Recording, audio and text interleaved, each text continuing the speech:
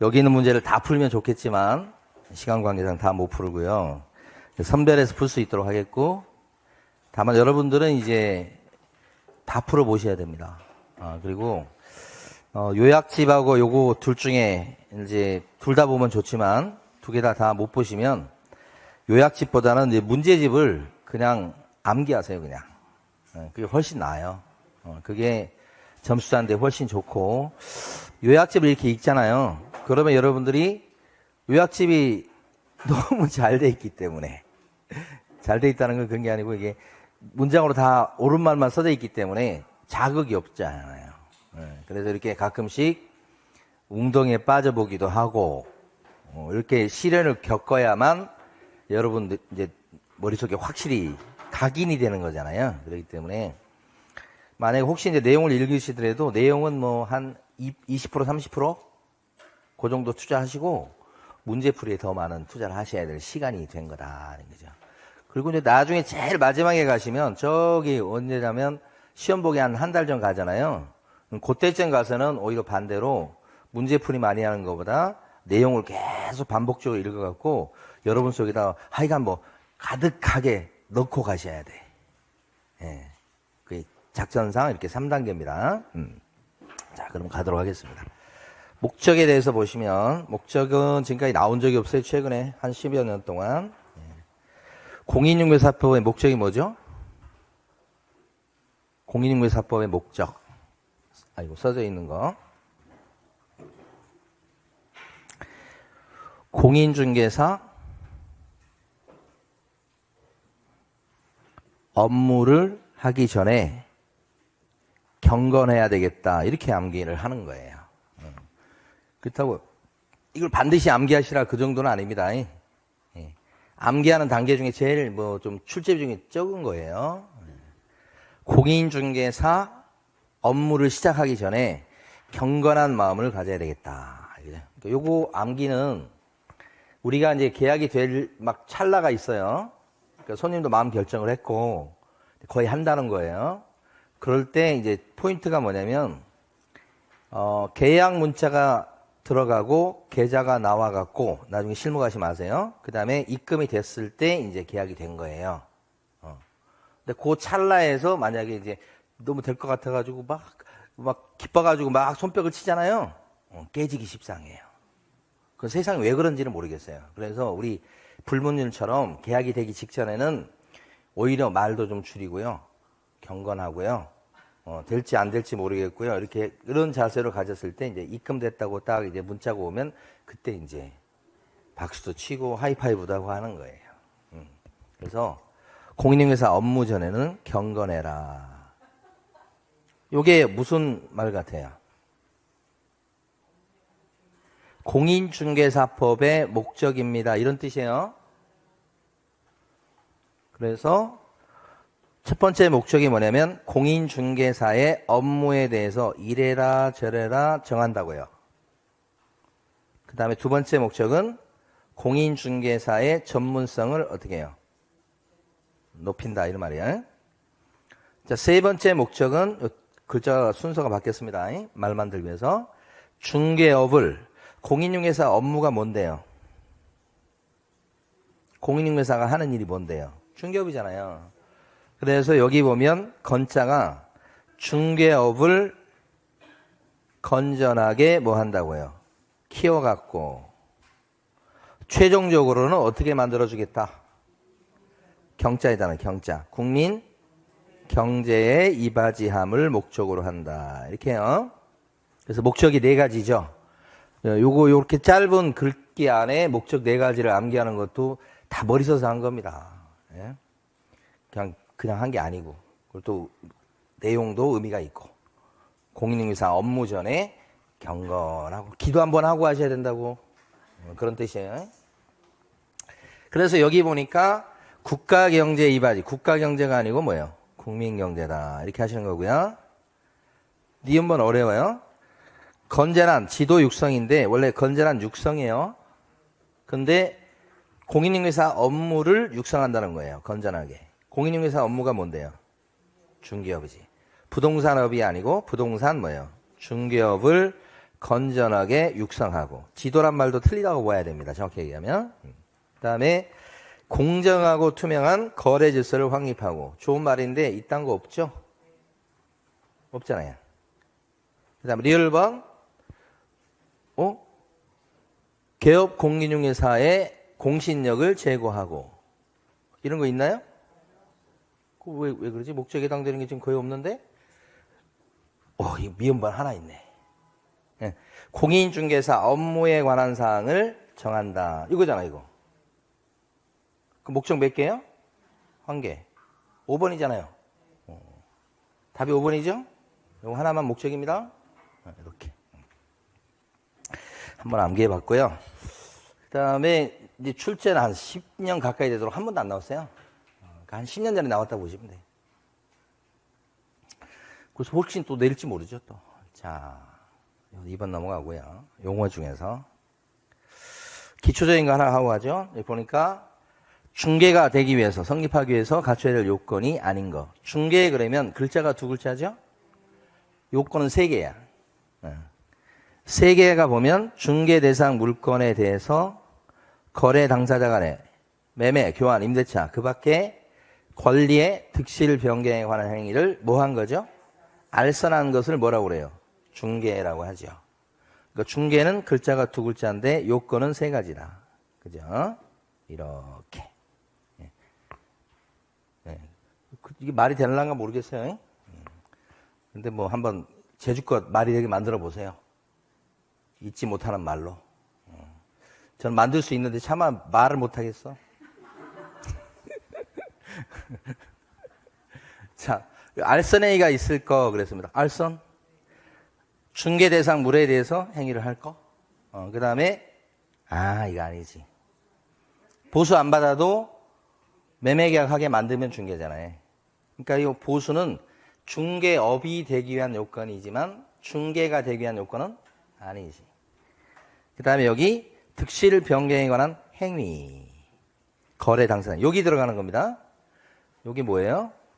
거래 당사자 간의 매매, 교환, 임대차, 그 밖에 권리의 득실 변경에 관한 행위를 이렇게 되잖아. 길잖아요. 네, 그게 요거예요. 그 다음에 거래 당사자가 존재할 거. 요거 이렇게 묶이는 거죠? 당사자의 손님이 있어야 될 거 아니에요. 그래서 답은 몇 번이에요? 3번입니다. 이렇게 하시면 되죠. 자, 그 다음에 이제 중개업에 관한, 중개와 중개업에 관한 기술 중 타당한 것은. 요 중개는 요건이 이렇게 3가지죠. 아이고, 간신히 썼습니다. 얘는, 중개업은요, 4가지입니다. 글자가 3글자, 4가지. 다른 사람의 의뢰가 있고, 보수를 챙겨가면서 중개해 주는 것을 영업으로 하실 거. 이렇게 4가지를 갖췄을 때 중개업이 된다. 이런 뜻이에요. 그 중개업과 관련해서 핵심 포인트는 보수를 챙겨야 중개업이 된다는 거죠. 그 다음에 직업적으로 했을 때 중개업이 되죠. 직업. 이 직업적으로 한다는 것은 계속 반복적으로 한다는 뜻이죠. 여기 있어야 돼. 그러니까 우연히 한 건 하면 직업이 될 수 없죠. 보수를 안 받으면 직업이 될 수 없죠. 그러니까 사실은 4가지 요건이지만 요 2가지 갖고 시험 문제 출제하는 거예요. 자, 1번. 개업 공인중개사가 옳은 거 보라고 그랬습니다. 일방 당사자의 의뢰를 받아가지고 중개 대상 물건에 대해서 매매 등의 알선을 중개하는 경우, 알선했죠? 물건을 갖다가 알선해 준 거죠? 의뢰를 받고 왔죠? 그러면 이게 물건에 대해서 거래하는 것을 알선했으니까 이렇게 되면 어떻게 돼요? 물건에 대해서 매매 같은 거래하는 것을 알선했으니까 중개 맞죠? 그런데 보니까 한쪽 사람의 의뢰를 받아서 이렇게 하는 거. 요것은 중개에 포함되지 않는다. 틀렸죠? 중개가 되기 위해서는 3가지 요건만 갖추면 됩니다. 물, 거, 알. 이게 3가지 요건인데 그때 한쪽한테 의뢰를 받아서 이렇게 했을 때도 중개에 들어가고 양쪽한테 의뢰받아서 했을 때도 중개가 되지요. 그죠? 예? 예. 의뢰를 받지 않고 해도 심지어 중개가 될 수 있어요. 뭐만 갖추면? 세 가지 갖추면. 그렇죠? 요거 있으나 많아 이렇게 한 거예요. 응? 그러니까 포함되지 않는다 그러면 안 되죠? 이걸 이해되시겠지만 이걸 남자라고 봐요. 남자. 근데 여기 한쪽에 의뢰를 받는다 요것을 갖다가 이제 키 큰 남자. 요 키가 크단 말이에요. 키 큰 남자. 키 큰 남자는 남자입니까? 아닙니까? 남자지. 요게 키 작은 남자는 남자예요? 아니에요? 남자예요. 잘생긴 남자는 남자예요? 아니에요? 남자. 못생긴 남자도 남자. 그 얘기요, 그 얘기. 그러니까 키가 크든 적든 잘생겼든 못생겼든 요 요건만 갖추면 뭐예요? 남자에 들어간다. 그 남자의 조건이 뭔지는 모르겠어요. 자, 2번. 변호사법상 일반 법률 사무에는 변호사 업무 중에 법률 사무의 취급이라는 게 있어요. 이 업무예요. 중개행위가 당연히 포함돼요, 안 돼요? 포함되는 것은 아니다. 그래서 알아두실 게 변호사가 그래서 중개업을 하려고 치면 어떻게 해야 돼요? 중개사 자격증을 따서 중개사무실 오픈하고서 등록한 뒤에 해야 되죠. 변호사일지라도. 그래서 변호사도 등록 기준 적용됩니다. 이게 중요하죠. 그 말이 이제 당연히 포함되는 것은 아니다 이 말이에요. 같은 뜻이에요. 거래 당사자로부터 보수받을 것을 약속하거나 요구하는데 그쳤다 그러면 보수를 갖다가 현실적으로 받지는 않고 달라고 조르고 있거나 약속까지만 한 상태입니다. 이렇게 됐을 때는 현실적으로 보수가 받아진 게 아니어서 중개업에 해당된다고 볼 수가 없다. 다시 중개업이 되려면 네 가지 조건을 갖춰야 되죠. 보수를 챙겨야만 중개업이 되는 거 맞죠? 여기서 보수를 챙긴다는 것은 요구 약속하는데 그치는 것 갖고 안 되고 받아야 되죠.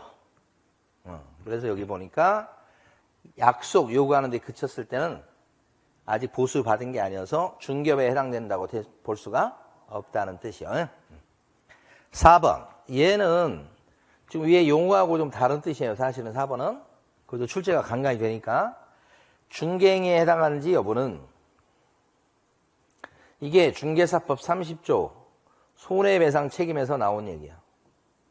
개업공인중개사가 배상 책임을 져야 될 행위에는 두 가지가 있어. 하나가 30조 1항에 나온 중개행위. 그 다음에 30조 2항에 나온 사무소 제공행위. 이렇게 두 가지야.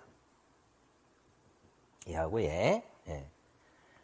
그러면 배상 책임을 져야 될 30조 배상 책임을 져야 될 중개행위냐 아니냐는 진정으로 거래 당사자를 위해 갖고 알선 중개하려는 의사가 있었느냐고 하는 개업공인중개사의 주관적 의사에 의해서 결정이 된다라고 했어요. 맞습니까? 중개행위냐 아니냐는 이런 주관적, 진정으로 중개활동하려고 그랬어? 주관적 소원마음으로 봤을 때 중개활동하려고 하는 의사가 있었는 거야? 이렇게 해서 판단하는 게 아니고 어떻게 판단하죠?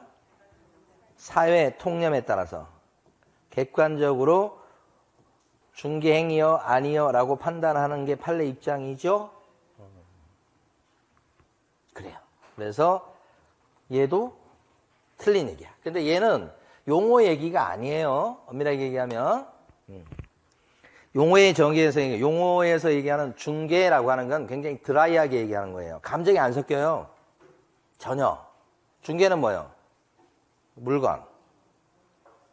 중개 대상 물에 대해서 거래 행위하는 걸 알선했어. 그러면 다 중개야. 속마음 이런 거 따져보는 게 아니야. 이거 원래 용어는. 근데 배상 책임은 30조로 가면 감정이 개입돼요. 여러분 잘 느끼시는지 모르겠지만 이놈을 배상을 물려서 이게 혼을 내줘야 돼, 혼꾸녕을 내줘야 돼, 말아야 돼. 그런 감정이 개입되는 부분이라고. 거기서는 중개행위냐 아니냐를 어떻게 판단해? 주관적으로 판단하지 않고 사회 통념에 따라 객관적으로 판단한다. 이런 얘기니까 엉뚱한 얘기가 같이 나온 거예요, 사실은. 그런데도 시험 문제 출제하는 사람은 계속 이렇게 내니까 우리도 그냥 받아주는 거예요. 자, 그 다음에 5번. 실제 계약 당사자가 아닌 자에게 전세 계약서를 작성, 교부해서 이 비 오는 날 한 달 동안 계약을 못 했는데 전세 손님이 와가지고 우리 전세 계약서 쓸 텐데 못 쓰니까 사장님이 좀 써줘. 그러면 우리가 중개 보수를 드릴 테니까 대서료가 아니고 그렇게 된 거야. 그러니까 사장님 한 달 동안 굶었으니까 여기서 계약서만 써주면 전세 복비를 준다고 하니까 전세 복비가 몇백만 원 될 거 아니요. 한 2, 300원 될 거 아니요. 그러니까 그냥 이 사람이 그냥 탁 써준 거야. 그래서 계약 당사자 아닌 이 사기꾼들이 와가지고 속인 거지. 전세 계약서를 작성, 교부하도록. 그래서 이제 그 사기꾼한테 속아서 당사자, 계약하는 사람이 아닌데도 속아갖고 그냥 써준 거야. 그리고 도장을 꽝 찍어준 거지. 그랬더니 그 전세 계약서 써준 걸 갖고 대부업체 이런 데 가서 금전을 꾼 거지. 이 사기꾼들이. 그래서 그 꾼 돈을 갖다 갚았겠어요? 안 갚았겠어요? 안 갚았지. 그러니까 대부업체가 난리가 난 거지. 지금 돈 날라갔으니까. 그랬을 때 대부업체의 책임이 크지만 그 대부업체의 그 대출 계약, 그러니까 대출하는 그 서류에 들어온 것 중에 보면 이 전세 계약서가 들어와 있단 말이야. 그 전세 계약서에 중개업 사장님 도장이 쾅 들어가 있다고. 그래서 그 중개업 사장님한테 물어내라 이렇게 소송을 제기한 거야. 그랬더니 일부 책임이 있다라고 물어주라고 한 거란 말이야. 그러니까 확인도 안 하고 함부로 전세 계약서 같은 거 써줬다가는 이렇게 불이익을 당할 수 있다는 뜻이죠. 이게 판례 입장이지. 그래서 대부업자에게 손해를 입힌 경우에 개업 공인인증사는 실제 계약 당사자 아닌 것을 확인해야 될 건데 그걸 소홀히 한 거죠. 그래서 주의 의무 위반이 있는 거죠. 그래서 손해배상 책임이 있다. 100% 물어주라는 아니지만 손해배상해줄 책임이 있다. 그게 이제 몇 번이에요? 5번이죠. 5번. 맞는 거 5번이죠? 표정들이 처음 들어보는 표정이다. 그러면 지금 아닌 거 맞죠? 네.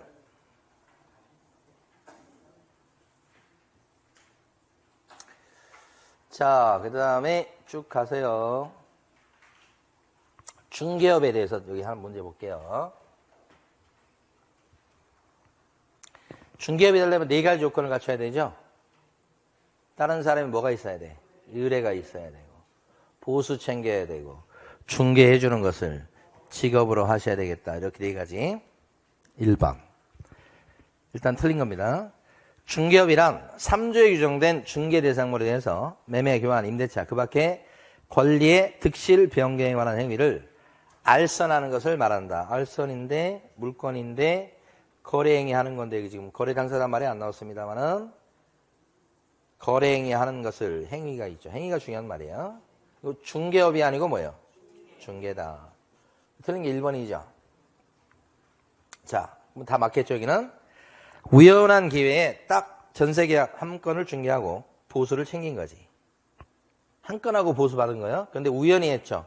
우연히 했다 그러면 어떻게 됩니까? 우연히 했을 적에는 계속 반복적으로 했다고 볼 수가 없어서 중개업에 해당되지 않는다. 2번, 3번. 당사자로부터 보수를 현실적으로 받지 않고 단지 보수 받을 것을 약속하거나 요구하는데 그쳤고 현실적으로 받지 않았다면 보수를 받았다고 볼 수가 없으니 중개업에 해당되지 않는다. 해당한다고 볼 수 없다. 맞죠? 4번. 개설 등록을 하지 아니한 자가 딴 사람의 의뢰를 받아가고 일정한 보수를 받고 중개하는 것을 업으로 했다면 등록을 안 하고 했습니다마는 그래서 처벌을 받겠습니다마는 이 사람의 한 행위 자체는 중개업에 해당한다. 이런 거지. 5번. 다른 사람의 의뢰에 의해서 일정한 보수를 받고 저당권 설정한 행위의 알선을 이게 중개죠. 어떻게 했습니까? 직업적으로 했다 그러면 혹시 이러한 활동이 금전소비대차의 알선의 부수에서 이루어졌다고 해도 요 위의 행위는 4가지 조건을 몽땅 갖추고 있으니까 중개업에 해당한다는 판례죠. 요거에.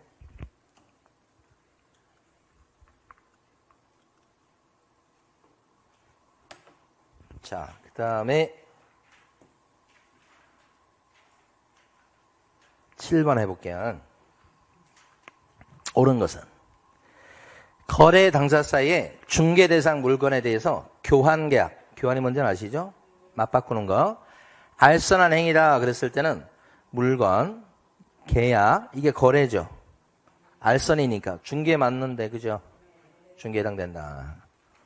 보존 나왔습니다. 중개보존이란 개업 공인중개사에 소속되어 중개 대상물에, 여기 또 맞아요. 개업 공인중개사에 속해 있죠. 중개 대상물에 대해서 뭘 해주는 거냐? 현장 안내, 아이고. 요건 맞는데 계약서 작성 못 해주죠.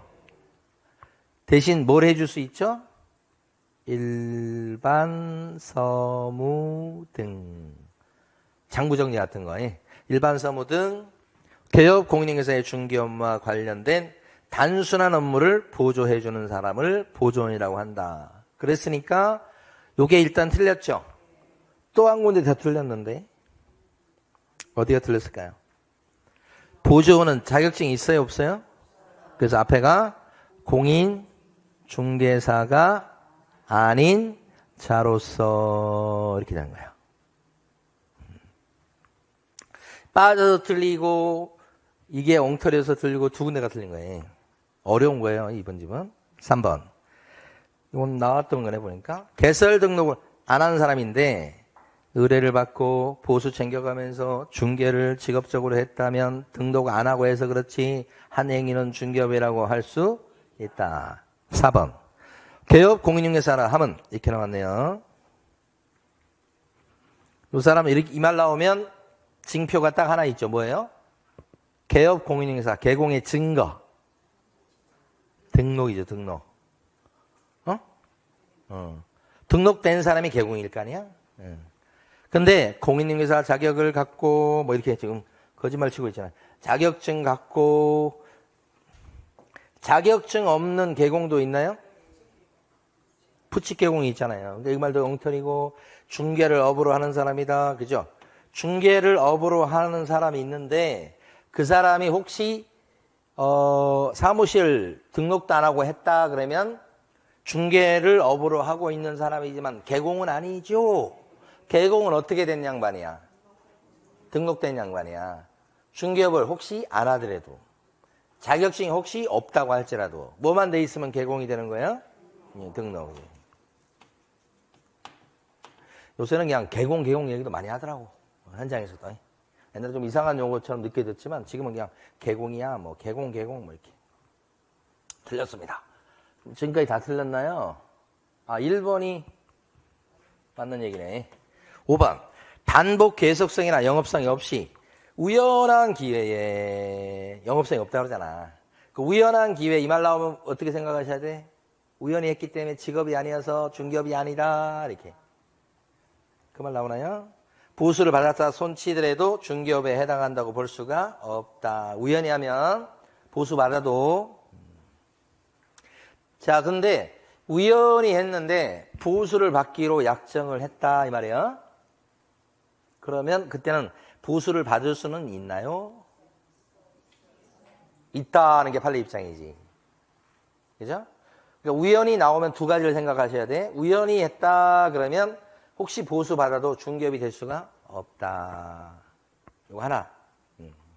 그거 하나고 두 번째. 우연히 했는데 보수를 갖다가 받기로 약속을 했다. 그러면 그 약속은 효력이 있을까 없을까? 효력이 있다.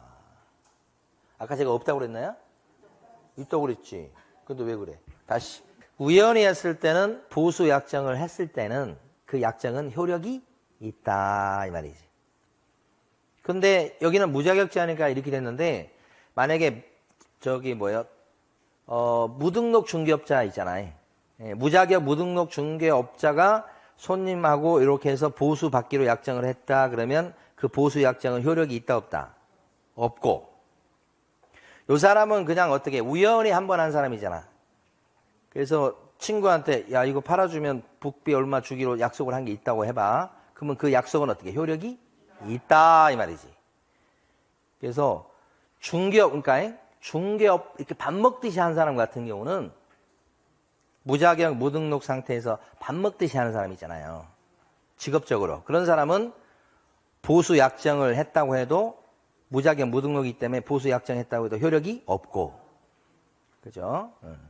이처럼 무자격이지만 직업적으로 한 게 아니고 어떻게 했어? 우연히. 그러면 중개업이 안 되기 때문에.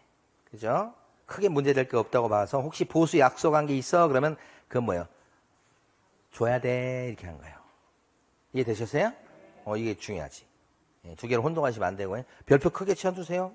동그라미 2번. 자, 그래서 요것은 여기까지는 받고 1번입니다. 답이.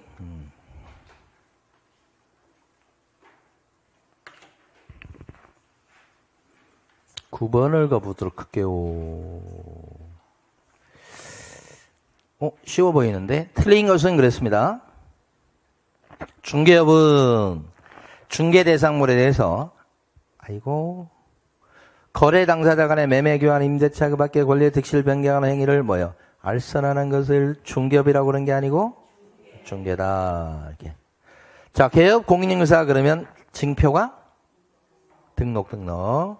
우리 중개사법에 따라서 개설 등록한 양반을 말한다. 이렇게. 등록한 자를 말한다. 그런데 여기다가 공인중개사인 자를 말한다. 공인중개사인 자를 말한다. 이렇게 집어넣으면 맞아요? 틀려요? 틀려요. 왜? 자격증이 없는 계공이 있으니까. 부칙 계공. 그래서 이거 들어가면 틀립니다. 그냥 등록이란 징표 하나밖에 없어요. 자격증은 징표가 아닙니다. 근데 여기는 이 말이 있잖아.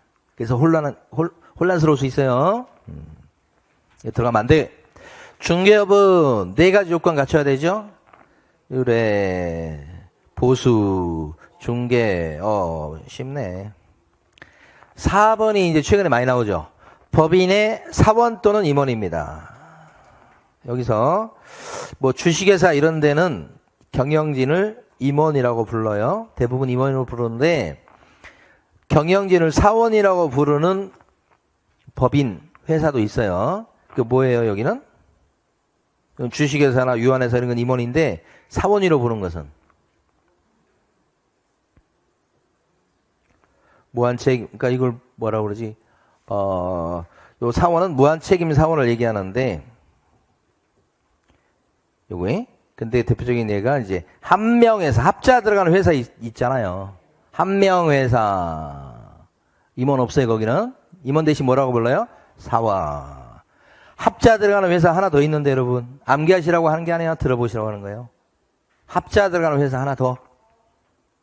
합자 회사. 모르셔도 괜찮아. 합자가 들어간다고 그죠? 요 상법상 회사가 5개예요. 5개. 그중에 요 2개 합자 들어가는 회사가 2개야. 그래서 유자 들어가는 게 2개고 주식회사고 뭐 이렇게 5개거든요. 근데 얘네들은 임원이라고 불러. 그런데 여기 나와 있는 합자 들어가는 한명회사 합자회사는 임원이라고 안 부르고 뭐라고 불러? 사원. 그러니까 둘 다 높은 사람이에요. 요 중에 자격증 있는 사람도 있고 없는 사람도 있고 그래요. 그러면 자격증 있는 사람은 뭐예요? 소공에 들어가고 자격증 없는 사람은 보조원이야. 그냥 임원이지만 보조원에 불과하다고요. 응? 그러니까 공인인증사인 자는 뭐다? 소공이다. 이렇게. 5번. 보조원은 어떤 사람이죠? 자격증 안 갖고 허드렛 일을 해주는 사람. 공인인증사 아닌 자로서 맞죠? 개업 공인인증사에 소속되어 일해주는 사람입니다.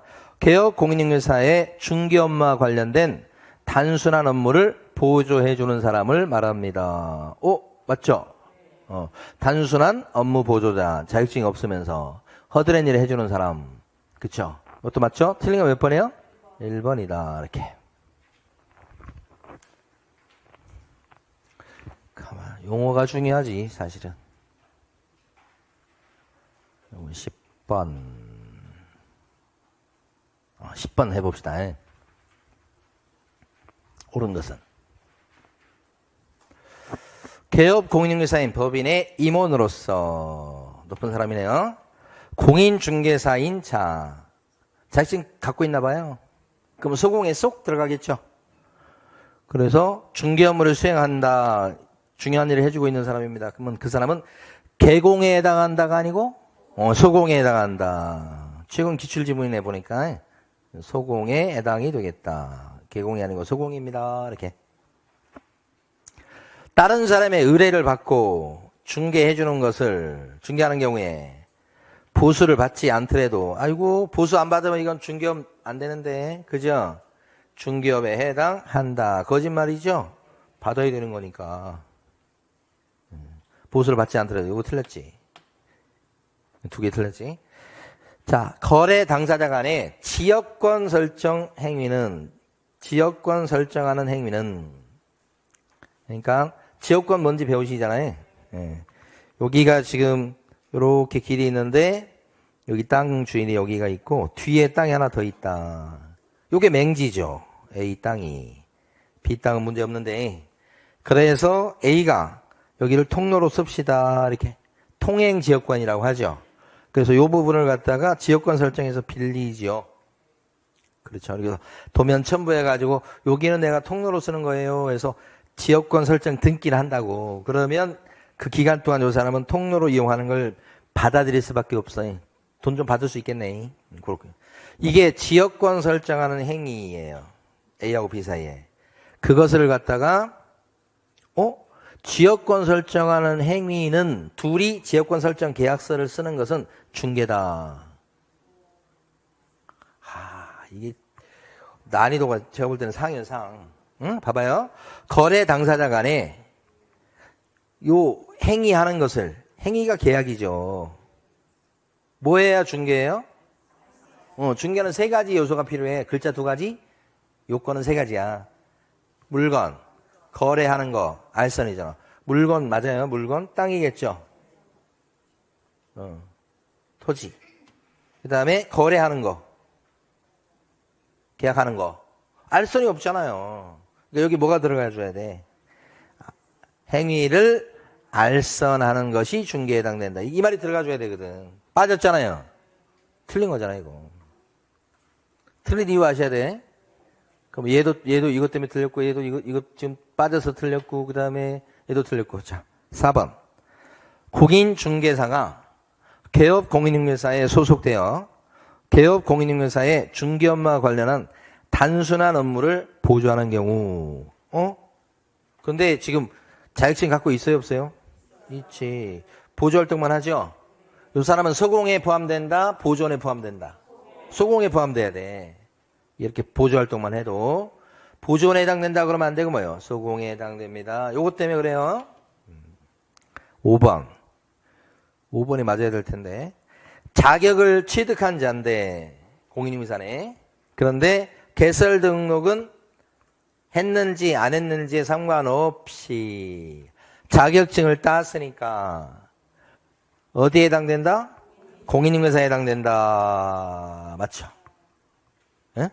공인중개사에 해당된다. 이거 관계없이. 그래서 최근에 잘 나오는 지문, 최근에 이거 기출지문이고 잘 나오는 지문이 5번 같은 거 잘 나와요. 5번. 자격증을 땄는데 등록 안 한 사람은 공인중개사는 아니다. OX. X. 자격을 취득했는데 등록 안 했다. 그러면 개업 공인중개사는 아니다. 오, 이렇게. 물어볼 게 한두 개가 아니고 조금씩만 틀면 되는 거예요. 그래서 공인중개사하고 개업 공인중개사는 같은 말이 아니다. 이거 하는 거지. 여기까지 맞고요. 그 다음에 가보도록 하겠습니다. 중개상 물건은 좀 쉬워서 1번. 옳은 겁니다. 아파트의 분양 예정자로 선정될 수 있는 집이 분양을 받은 건 아직 아닌 것 같아. 분양 예정자로 선정될 수 있는 시를 가리키는 아파트 입주권은 이렇게 표현하면 여기 좀 애매한 표현이야. 아파트 입주권이라고 표현했으니까 중개 대상물인 건물에 해당한다고 보기 어렵다. 그죠? 이것 갖고 판단하시면 안 돼. 어디가 더 중요한 표현이에요? 분양 예정자로 선정되었다가 아니고 될 수도 있는 집이, 요거 포인트예요. 될 수도 있는 집이기 때문에 아직 분양받은 자격은 아직 없어요. 그래서 요게 이제 쉽게 얘기하면 철거민 딱지 같은 입주권을 얘기하는 거예요. 그래서 요렇게 쓰는, 요게 현혹당하면 안 되고, 여기서 포인트가 있는 거죠. 그럼 요것은 장래 건물로 보기 어렵다. 중개상으로 보기 어렵다. 아직 특정 안 돼 있기 때문에 그런 거예요. 근데 2번은 이제 다르잖아, 2번은. 2번은 뭐라고 돼 있냐면, 동호수가 특정돼 있잖아. 그리고 분양계약이 뭐예요? 돼 있어. 그러면 이건 일단 몇 동 몇 호가 딱 확정된 거죠. 근데 짓고는 있지, 지금 현재. 그 미완성 아파트에 대해서 사고 팔 수 있습니까? 그걸 소개시킬 수 있나요? 이것도 중개야. 그죠? 중개에 해당한다지. 그죠? 그래서 늘상 나오는 게 1번하고 2번이에요. 그리고 나올 때는 판례를 그대로 해서 약간 고쳐서 내는 거예요. 그래서 중개대상물에서 뭐 제일 중요하다고 보는 건 예하고 뭐냐면 저거 영업권. 두 개가 그렇게 많이 나와요. 자, 3번. 공장 재단을 구성하는 공업 소유권, 시설 등은 각각 분리해서 중개대상물이 된다고 그랬어요. 자, 이건 잘 수업 안 한 내용인데 공장 재단이 뭐예요? 재단이란 말이 있으면 어떤 묶음이란 뜻이에요. 그래서 이렇게 생각하시면 돼요. 공장 재단이. 근데 안에 보면 공장 건물이 이렇게 3개가 재단의 목록으로 들어가 있고, 그러니까 돈을 꿀 때 공장 3개 갖고 있는 사람 A야, A. 근데 공장을 3개나 갖고 있어. 근데 요즘은 이제 사이클이 있다 보니까 이게 지금 잘 안 팔려가지고 쉬는 그런 기계도 많고 막 그래. 근데 이제 직원들 월급을 줘야 되고 그러니까 최대한 줄인다고 줄였는데도 돈이 좀 많이 들어가니까 돈을 꾸고 싶어. 은행 가서. 은행 가가지고 돈 좀 꿀라고 하니까 은행에서 그러면 사장님 이거 지금 공장 3개나 갖고 계시네. 그리고 지금 트럭도 10 몇 대 갖고 계신데 그런 걸 싹 갖고 오라고 그러는 거야. 담보 잡고 대출해 주겠다고. 그래서 이제 이 사장님 A가 공장 건물 3개에다가 트럭 15대에다가 또 공장 건물 안에 있는 기계에다가 기계 있을 거 아니야. 그 다음에 여기서 상품 생산해낼 때 어떤 무슨 뭐 특허라든지 이런 것도 있을 거 아니야. 이것도 다 비싼 것들이요. 그것을 다 묶어서 담보로 잡고 대출해 준다고. 그 대출을 해주려고 이렇게 묶어놓은 것을 뭐라고 불러요? 공장재단이지. 거기에 구성한다는 것은 거기에 포함되어 있다는 거예요. 그러니까 담보가 설정되어 있다는 거예요. 공업소유권, 특허권 이런 거, 시설도 들어가 있죠. 근데 그것만 빼내어서 중개대상물이 된다, 안 된다? 안 된다, 이 말이에요. 이건 전체로서 중개상물이 된다고 봐야 되는 거야. 여기에 들어간 것 중에서 여기 나와 있는 것처럼 무슨 시설, 기계, 트럭만 빼내가지고 중개상물 삼을 수는 없다. 그런 거예요. 요 건물만 떼내서 삼을 수도 없어. 이걸 떼내서 이렇게 거래가 돼버리면 어떤 결과가 돼요? A 건데 B한테 팔아먹었다 치면 은행 입장에서는 난리 날 일이죠. 담보가 지금 이렇게 됐으니까. 그래서 못하게 하는 거예요, 이게. 그래서 중개사물이 된다는 것은 틀렸다. 될 수가 없다. 이거 전체, 요게 중개사물이요. 전체가 거기에 들어가 있는 것들이 중개사물 될 수 있는 게 아니고, 광업재단도 마찬가지죠. 광업재단 전체가 중개사물이고, 그 안에 들어가 있는 광업권이나 무슨 뭐 다른 것들이 중개사물 될 수는 없다. 이 말이에요. 4번. 기둥과 지붕 그리고 주벽이 갖추어진 신축 중인 미등기 상태의 건물은 요 신축 중인데 요 건물이에요, 아니에요? 건물이지. 왜냐면 기둥, 지붕, 주벽 갖추었으니까. 등기 안 돼 있는데도 건물이에요? 네. 그러니까 등기 됐냐 안 됐냐 다 지었냐 이거 상관없이 요 요건만 갖추면 뭐예요? 건물. 그러면 중개사물 될 수가 있다. 이거 틀렸네.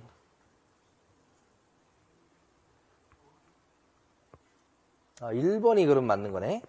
토지로부터 분리된 수목은, 이거 참, 이것도, 땅에서 분리된 수목은, 이게 수목이 이렇게 심어져 있는 수목이 있고, 이게 잘려버리게 되면, 이게 옆에 이렇게 누워있는 수목이 있을 거예요. 이게 분리된 수목이야. 중개대상물이 될 수 있다, 없다? 없다. 중개대상물이 될 수 있는 건 이런 수목이 되는 게 아니고 뭐예요? 등기된 임목이고, 임목은 출발 자체가 심어진 상태를 얘기해요. 잘린 순간부터 임목이라고 안 하고 뭐라고 불러? 그냥 수목이야. 분리된 수목이라고 부르지. 그러니까 중개대상물이 되는 것은 임목은 중개대상물에 들어가지요. 그럼 임목이 되기 위한 조건은 뭐예요? 등기가 돼 있고 그 다음에 심어져 있어야 돼. 잘라버리면 안 돼. 두 가지를 유지하는 상태에서 임목이라고 부르는 거야. 그러면 임목만 중개사물 될 수가 있다는 거야. 이건 안 되는 거죠? 오케이. 그래서 정답 몇 번이에요? 1번이다. 자, 쉬었다가 계속 하겠습니다.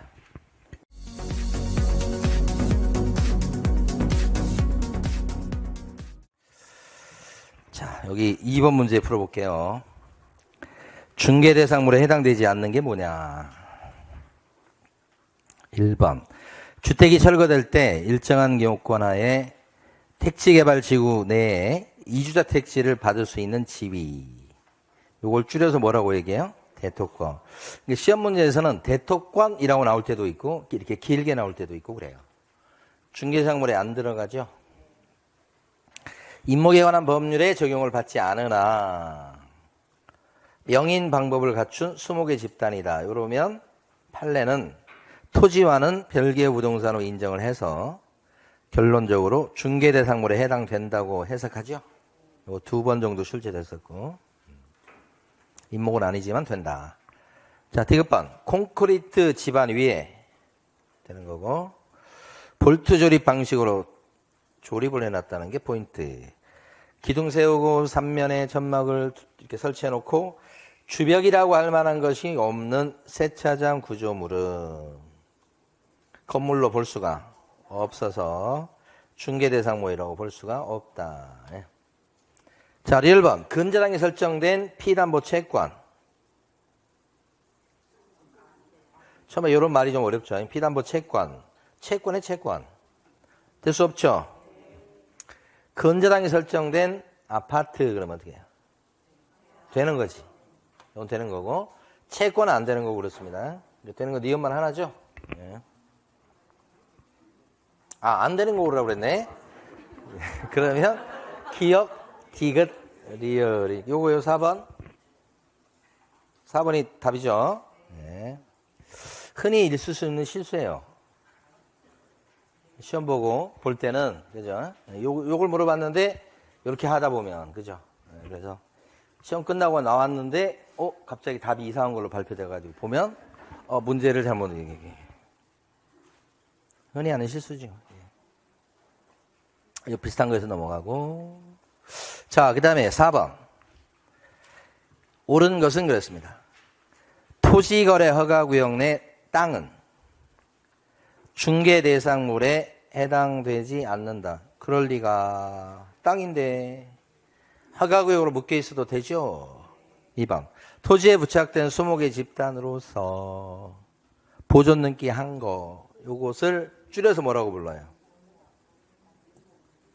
임목이라고 불러. 맞아요. 임목. 그러니까 시험 문제 이렇게 길게 나올 때도 있고 임목이라고 나올 때도 있고 되는 거죠. X. 법정 지상권의 양도는 중개의 대상이 된다. 되는 거지. 법정 지상권도 지상권. 다만 이제 저절로 생겼을 뿐. 그러면 이 지상권은 땅을 목적으로 하죠. 토지에 대한 지상권 설정 계약이죠. 그 지상권자가 땅에 대한 지상권자가 딴 사람한테 지상권을 팔아먹을 수 있나요? 네, 얼마든지. 그게 양도 계약이지.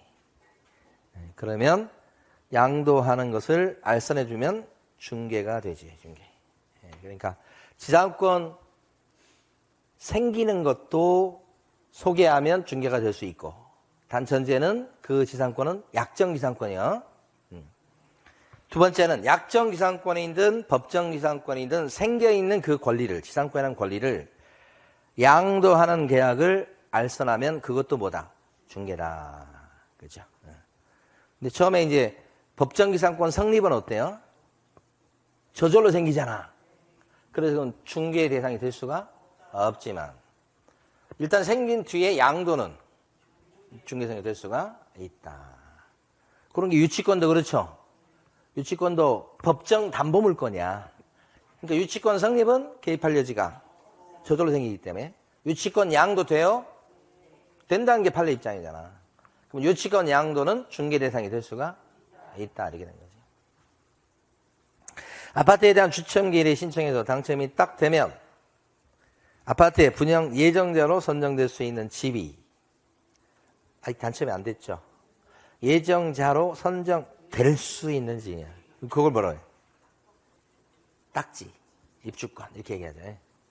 입주권은 중개대상물이라고 보기 어렵다 이렇게 하는 거지. 맨날 그거 나와요. 공용 폐지가 되지 아니한 행정재산인 토지는 공용 폐지가 안 됐기 때문에 여기 이제 대표적으로 여기는 안양시청이다 그러면 안양시청 건물이 있는 땅 이거 얘기하는 거지. 그 토지는 중개대상물이 된다 안 된다? 안 된다. 왜 그래요? 행정 목적으로 쓰이고 있기 때문에 안 되는 거죠. 행정 목적으로 쓰인다는 것은 뭐예요? 공용 폐지가 되지 아니한 이렇게 하는 거지. 그래서 옛날 시험 문제 같은 경우는 어떻게 나오냐면 행정재산인 토지 이렇게 나와. 그럼 중개사물 돼야 안 돼요? 안 된다고 하셔야 돼. 근데 공용 폐지가 안 된 행정재산인 토지 이렇게 길게 나왔어. 그래도 안 되는 거예요. 근데 이렇게 쓴 이유가 뭐예요? 앞에 길게 쓰는 이유는 논란을 없애기 위해서 그런 거지. 공용 폐지가 됐어. 그럼 더 이상 이제 시청 부지로 안 써. 그러면 그건 이제 일반적으로 이제 매각을 할 가능성이 높은데, 그거 매각할 때는 우리 중개업소가 이게 이렇게 중간에 끼어갖고 살 사람들을 이렇게 소개시킬 수 있다는 거지. 폐지가 되면. 그래서 이제 그때 보통 이제 그 뭐 수의계약 하면 그렇게 될 수 있는데 수의계약을 잘 안 할 거니까 뭐 입찰 방식으로 한다 그러면 이제 그렇게 될 가능성은 낮지만 이론적으로는 가능하다는 거예요. 공용 폐지가 돼버리면. 근데 안 됐기 때문에 뭐예요? 철저하게 될 수가 없다 이렇게 해석하셔야죠. 이것도 비슷한 거에 넘어가고요. 그 다음에 요거 나왔네. 7번. 근저당에 설정되어 있는 다세대 주택. 된다고. 아파트에 주점기를 신청해서 당첨이 되면 아직 안 됐어요. 분양 예정자로 선정될 수도 있는 집인 요 입주권은 중개사물 될 수가 없다. 입목은 되고 점포 위치에 따라 어쩌고저쩌고 뭐 재산적 가치 뭐 영업상 어쩌고저쩌고 이건 안 되고 이걸 흔히 영업권이라고 부르죠. 응? 그래서 중개대상물에 해당되는 것은 예하고 예죠. 답은 뭐 있겠죠 어딘가야. 입목에 관한 얘기입니다. 우연히 어떤 우리 옛날 수강생을 우연히 봤어, 우연히. 근데 그분은 이제, 뭐 열심히 다른 것도 공부하고 계시더라고. 근데 오랫동안 공부를 해서 남자분인데. 이번에 만났는데 합격했나 안 했나 이게 약간 궁금할 정도로 오랫동안 공부하신 분인데 만나서 근데 합격하셨더라고. 한 3년 전에 합격했대. 예. 근데 지금은 이제 거기 상가 위주로 하고 계셔, 남자분인데. 근데, 엊그제 전화 와가지고 이제. 제가 명함을 드렸더니 전화 왔더라고. 이제 명함, 전화 받아보니까, 그 중개보수를 490을 받기로 했는데, 어쩌죠, 보수에 대한 얘기가 질문이야. 그래서 그 남자분이 되게, 공부하실 때 보면 이렇게 막 센스가 있거나 그런 분은 아니거든. 근데, 그냥 꾸준히 잘 하시나 봐. 그래서, 야, 잘하고 계신다. 생각했어요. 그러니까 그 능력은 또 모르는 거예요. 그래서, 야, 저보다 낫다 그랬어요. 자, 틀린 것은 보겠습니다. 임목의 소유자는 토지와 분리해가지고 임목만 팔아먹을 수 있다 없다? 오, 갑자기 책에서 봤을 때는 익숙한데 칠판에 보니까 좀 이상하지. 임목은 뭐라고 그랬어요? 심어져 있고 등기 난 거. 그러면 별개의 부동산이 되죠? 그럼 땅하고 별개의 부동산이라는 얘기가 되니까 땅은 안 팔고 임목만 팔아먹을 수. 그치, 그렇잖아요. 중개사물 될 수 있잖아요. 임목의 경매 기타 사유로 땅과 임목이 다른 소유자에게 속하게 됐다. 틀려져 버렸다, 소유자가. 그때 땅 소유자는 임목의 소유자에 대해서 지상권을 설정한 것으로 본다. 요 규정 때문에, 요 법조문 규정 때문에 임목의 소유자는 법정 지상권을 취득한다. 그래서 그러니까 임목의 양도에 대해서는 중의사무를 될 수 있는데 결과적으로 그걸 통해서 임목을 양수한 사람이, 매수한 사람이 법정지상권을 취득할 텐데 그 법정지상권 취득 부분은 중개 대상이 될 수가 없다. 저절로 취득하니까 그렇지. 예. 토지 소유권 또는 지상권 처분의 효력은 땅을 어떻게 했다는 거예요. 땅을 팔아먹었다. 아니면 토지 지상권을 팔아먹었다. 이런 얘기하는 거예요. 그랬을 때 임목은 그 영향을 받는다, 안 받는다?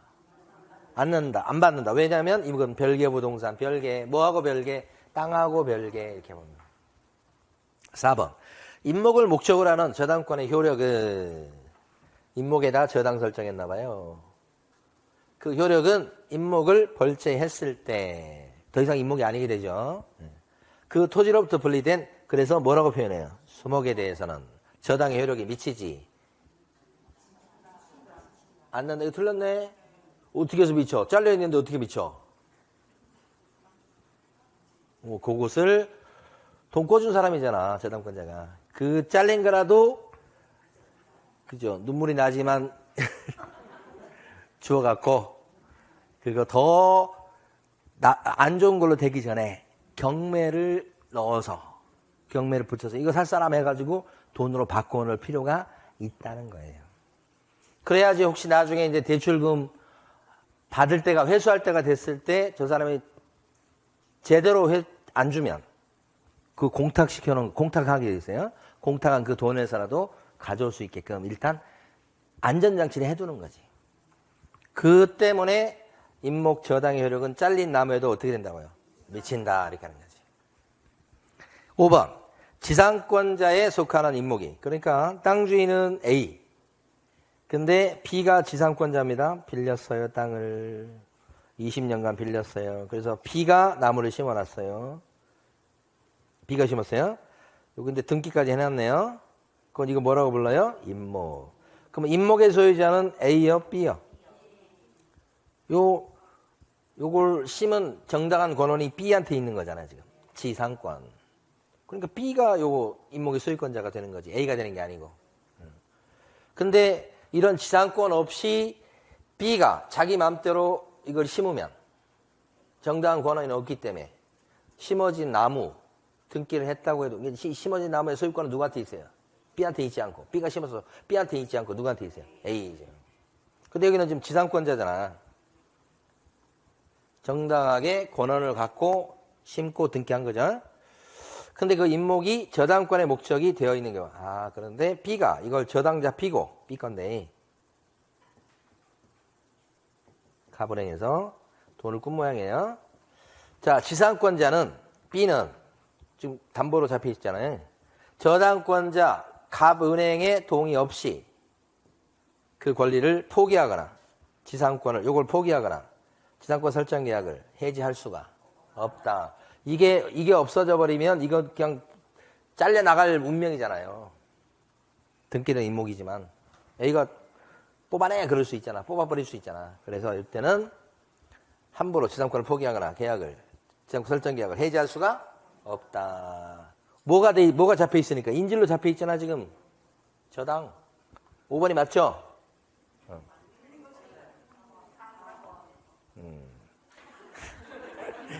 4번이 틀렸죠?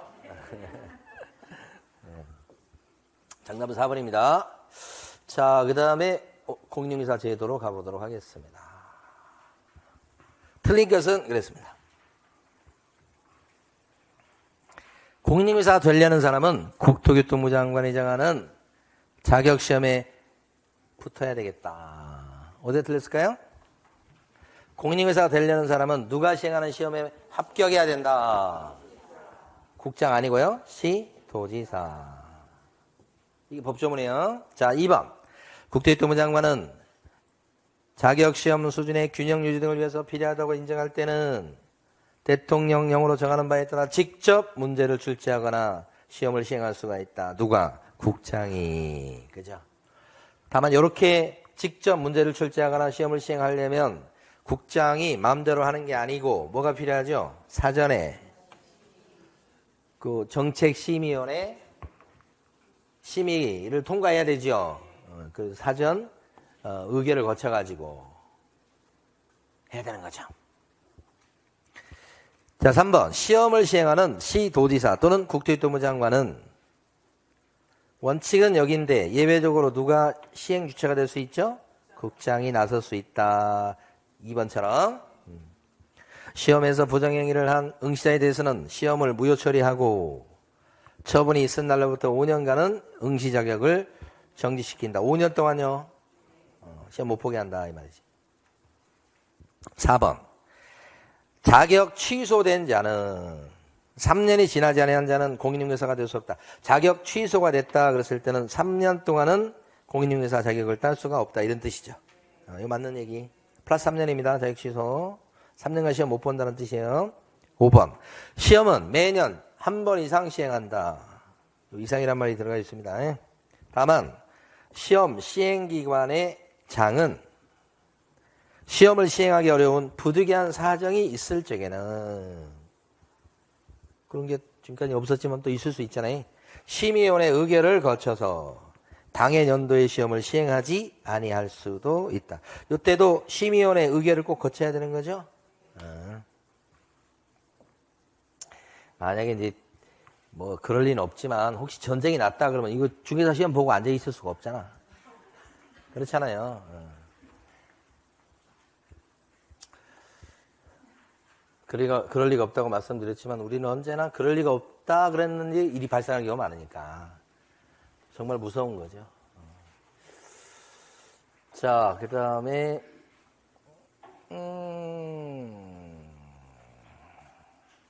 자, 3번 문제 보겠습니다. 정책심의위원회에서 시험에 여기가 이제 컨트롤 타워라고 볼 수 있죠. 정책심의위원회에서 시험에 관한 사항을 딱 정했을 때는 시도지사는 이에 따라야 된다. 시험에 대한 거니까 따라야 된다. 맞고 국장이 시험 문제를 출제할 때는 정책심의위원회 사후 의결이 아니고 사전 의결을 거쳐야 되겠다. 이거고. 디귿번. 시험 시행기관의 장은 시험을 시행하기 어려운 부득이한 사정이 있을 때는 정책심의위원회 의결을 거쳐서 당해년도 시험을 시행하지 않을 수 있다. 이거 맞죠? 그러면 지금 옳은 거니까 기억 디귿. 국장은 합격자에 대해서 자격증을 교부해야 되겠다. 국장이 자격증 주는 게 아니고 시도지사가 준다. 기억 디귿. 2번 정답. 자, 그 다음에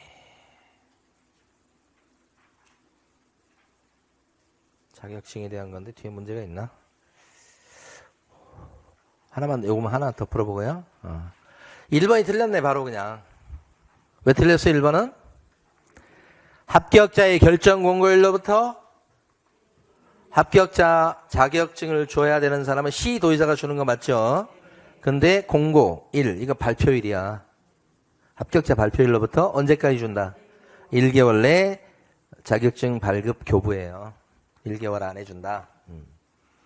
그래서 보통 자격증을 이렇게 이제 받게 되는 시점이 12월 달에 12월 달. 10월 말에 시험 보죠. 그다음에 발표는 한 달 있다나요. 11월 말 정도, 마지막 주 정도 돼. 그러면 이제 그때부터 자격증을 언제까지 받을 수 있어요? 12월 연말까지. 1개월 내 주게 돼 있으니까. 그런데 그것도 늦게 오는 경우가 있어요.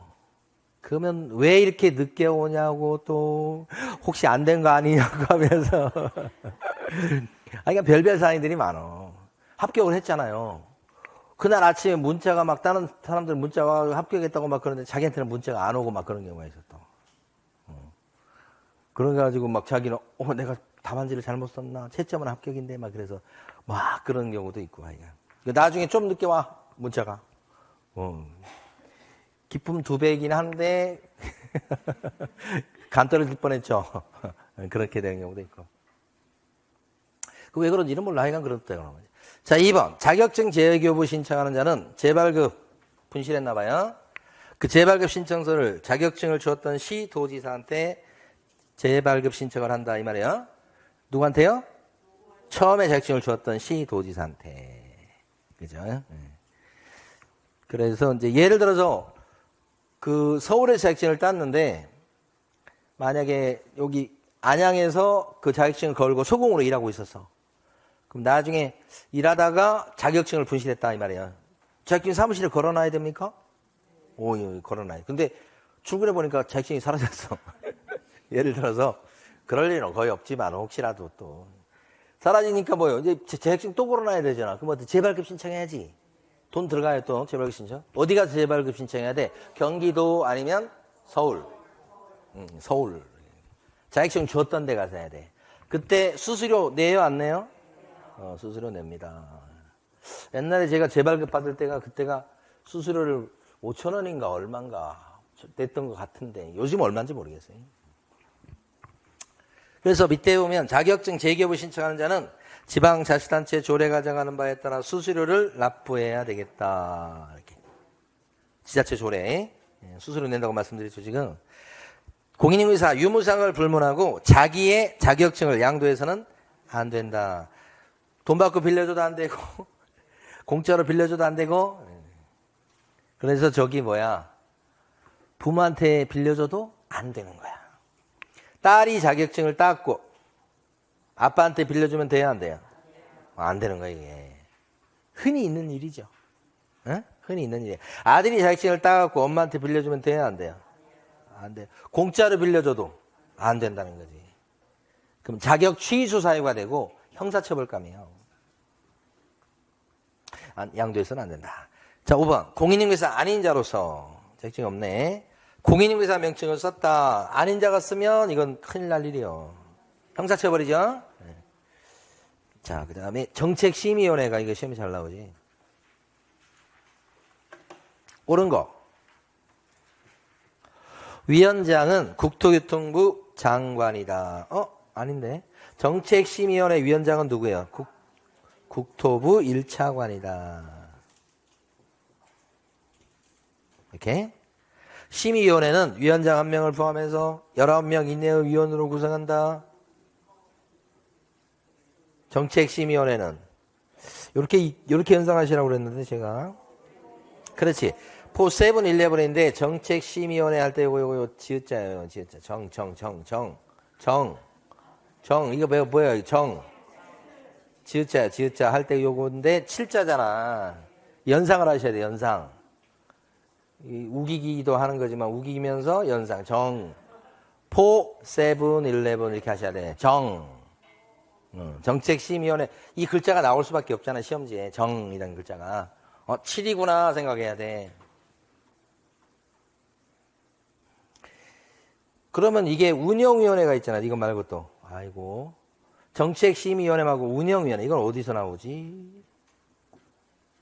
예? 협회에서 나오지. 협회에서. 협회 운영위원회 공제사업 감시하는 기구. 요것은 국토부에 설치한 정책심의위원회 칠자에. 근데 운영위원회 봐봐요. 운영위원회. 이거 숫자 몇 명이에요, 이거? 4-7-11이고, 여기는 19명이네. 여기 19명이죠? 그래서 두 개 다 기억하면 좋겠지만, 안 되면 뭐라도 기억해야 돼. 4-7-11이라고 기억해야 돼. 두 군데밖에 없으니까, 나머지는 19명이야. 위원회가 두 군데밖에 없잖아요. 19명이야. 근데 운영위원회 보면 희한하게 동그라미가 그렇게 많아. 영위원회 영영영 그냥 감이야 연상이야. 우리 시험 이 기억이라는 것도 그게 감이거든요. 감. 자, 그 다음에 심의위원회 중개보수 변경에 관한 사항을 심의했을 때 보수 변경은 심의사항 맞아요? 보수 변경 심의사항 맞지. 심의사항 4가지인가? 그거 암기 어떻게 했어요? 이건 중요하지. 이건 중요 암기사항이 들어가죠. 정책 심의위원회 심의사항 정책 여기서부터 암기해야죠. 그러니까 정책 손좀 보시유 이렇게 하는 거야. 정책 손좀 보시유. 여기 7자 문제 생각나야 되고 손해배상 책임 보장에 관한 사항. 그 다음에 뭐요? 보수 변경 이렇게 보수 변경. 그 다음에 뭐 시험 자격제도 시험 유는 육성 이렇게 돼. 요 보수할 때 요 보자의 보수. 근데 거기에 대해서 심의했을 때 시도의사가 따라야 된다. 심의상 4가지 중에서 여기서 심의 의결하면 시도의사가 무조건 따라야 되는 것은 시험밖에 없죠. 이렇게 4번. 심의위원회 회의는 제적 과반수의 출석으로 회의를 개의한다. 회의를 연다고. 회의를 열 때는 제적 과반수가 출석해야 되고 그랬습니다. 제적 과반수의 출석으로 개의하고 제적 과반수 있는 사람 과반수가 참석해야 회의를 열 수 있고 그 다음에 의결하려면 의결이 나왔죠. 의결하려면 어떻게 돼? 출석한 사람의 과반수의 찬성이 있어야 의결한다. 그래서 여기 보면 개의하는 거하고 의결하는 거하고 두 개 틀리죠. 개의는 무슨 과반수요? 제적 과반수. 의결은 출석 과반수. 출석 과반수의 찬성으로 의결한다. 그래서 4번은 맞는 건데 요거 틀렸고 그죠? 요것도 아까 틀린 거 지금 지적하고 가야 되는데 여기에서는 19명이라가 아니고 4, 7, 11 이렇게 되지. 그 다음에 5번 심의위원회의 위원장이 부득이한 사유로 직무를 수행할 수 없을 때는 위원장이 직무 수행할 수 없을 때는 코로나 걸렸을 때는 부위원장이 그 직무를 대행한다. 부위원장? 아니고 지명위원이 대행한다. 이렇게. 부위원장이 없어요. 여기서 위원장은 누군데요? 1차관. 옥토버 1차관이 위원장이에요. 부위원장 누구냐? 그러면 부위원장은 요 사람이 부위원장은 없고 이 사람이 지명한 위원이 대신한다. 지명위원이 대행한다. 이렇게 되는 거지. 그래서 여기서 하나 생각할 게 요 운영위원회는 19명 이내죠. 그래서 여기 19명이었는데 여기는 반장 부반 여기서 요 운영위원회 위원장 또는 부위원장은 어떻게 하냐면 호선하죠. 호선. 호선이 뭐예요? 자기들끼리 뽑는 거야. 호선한다고 여기요. 그래서 이것은 반장 부반장 선거를 연상하셔야 돼. 요새는 반장 부반장 이렇게 회장 부회장 그러더라고 요새는. 근데 어쨌든 우리 때는 반장 부반장 그랬거든. 여기는 지금 위원장 누가 뽑아요? 법에 정해져 있어요. 누구라고? 1차관이라고 딱 정해져 있어. 이쪽은 빼도 박도 못해 딱 정해졌다고 이쪽은. 근데 이쪽은 운영위원회는 호선이야. 이거 반장 선거 하듯이 뽑는다고 연상을 하시고 그래서 반장만 있는 게 아니라 뭣도 있어. 부반장. 그런데 여기는 부반장이 없다고. 둘 다 반장 부반장이 있는 게 아니고 여기만 반장 부반장이 있다고. 호선이니까. 여기는 법에 딱 정해졌다고. 부반장 없다고 여기는. 이렇게 연상을 하시고. 그 다음에 3번. 정책심의위원회 소관사항이 아닌 것은 그랬습니다. 보니까 우리 중개사법은 여러분들이 이제 그 시간 좀 나시고 그러면 한 문제를 갖다가 그냥 시간 나는 대로 이렇게 한 번씩 이렇게 밑에를 가리고 한 번씩 풀어보시는 거예요. 이걸 갖다 처음부터 끝까지 그 문제집을 다 풀려고 하면 굉장히 힘들어요. 쉽지 않고. 그래서 시간 나실 때마다 만약에 한 30분 시간 난다 그러면 그 관련된 부분에서 거기서 한 문제 한 번씩 이렇게 풀어보고 안 되면 밑에 해설 보고 외우고 답안지 칠하지 말고 나중에 또 풀어봐야 되니까. 그렇게 그냥 한 문제 한 문제를 이렇게 풀어가다 보면 나중에 가면 여러분들 이제 실력도 올라와 있고 이제 시험 날짜도 다가와 있을 거예요. 그렇게 준비를 하셔야지. 한꺼번에 다 하려면 쉽지 않죠. 소관사항이 아닌 것은 그랬습니다. 이거 뭐야. 어려울 수 있어, 이런 게. 보수 변경에 관한 사항은 심의사항 맞죠? 협회 설립 인가에 관한 사항. 설립 인가를 갖다가 국장이 해주죠. 그럼 설립 인가 해줄지 말지 인가에 대한 의결이라고 되어 있으니까 이건 심의사항인가 이렇게 볼 수가 있어. 근데 모르겠어 이거. 심의위원회에 대한 기피 신청은 저 사람 빼주쇼 하는 거라고 해. 그 위원이 심사할 텐데 저 사람 나오고 좀 왼수지간이요 빼주쇼 이게 기피 신청이야. 그러면 기피 신청이 들어가면 위원회에서 기피 신청을 받을지 안 받을지를 위원회에서 결정을 해요. 받아들일 것인지 여부에 관한 의견은 어디서 결정한다고요? 위원회에서. 그 기피 신청 당한 사람이 있죠. 그 사람 빼고 나머지 사람들이 회의를 하는 거예요. 뭐든지. 그러니까 이건 위원회 상황. 이건 배운 적이 없잖아. 암기한 적도 없고. 국장이 직접 시험 문제를 출제할 것인지 여부. 시험 나왔지? 그러면 시험 문제를 직접 할지 어쩔지 이건 심의사항 들어가는 거 맞지? 시험은 제도니까. 부득이한 사정으로 당해 연도 자격 시험을 시행하지 않을 것인지 여부. 이거 전부 다 시험에 관한 거잖아. 이랬을 때 결정되면 시도지사는 무조건 따라야 되는 거고. 그러니까 이건 시험에 대한 거니까 고민하는 것은 여기서 요 3번하고 2번 둘 중에 하나를 찍어야 되는 거예요. 그러면 그 위원 나하고 연수시간이니까 빼주십시오. 그런 것을 그럴지 말지를 결정하는 것은 누가 결정한다? 위원회. 그래서 찍으라고 그러면 2번을 찍으셔야 되는 거예요. 몰라도. 왜요? 그런 거 들어본 적이 없잖아. 협회 설립 인가를 내줄 때 위원회에서 뭐 결정하라 그런 얘기가 없잖아요. 그래서 둘 중에 하나를 고르셔야 된다. 대부분 그러셨겠지만 그래서 요거 생소해서 어쨌든 이때 당시 난이도로 봤을 때는 4학년 상 쉽진 않아.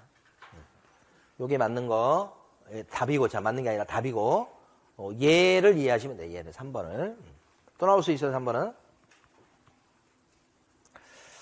그 다음에 요게 뭐야? 옳은 것은 했습니다. 정책심의위원회가 최근 시험에서 보면 거의 매년 나오다시피 해요. 위원회는 국무총리 소속으로 한다. 정책심의위원회인데 국무총리 소속이 아니고 국토부에 정책심의위원회를 설치하죠. 그러면 국토부에다가 정책심의위원회를 둔다예요? 둘 수 있다예요? 그렇지. 둘 수 있다예요. 둘 수 있다.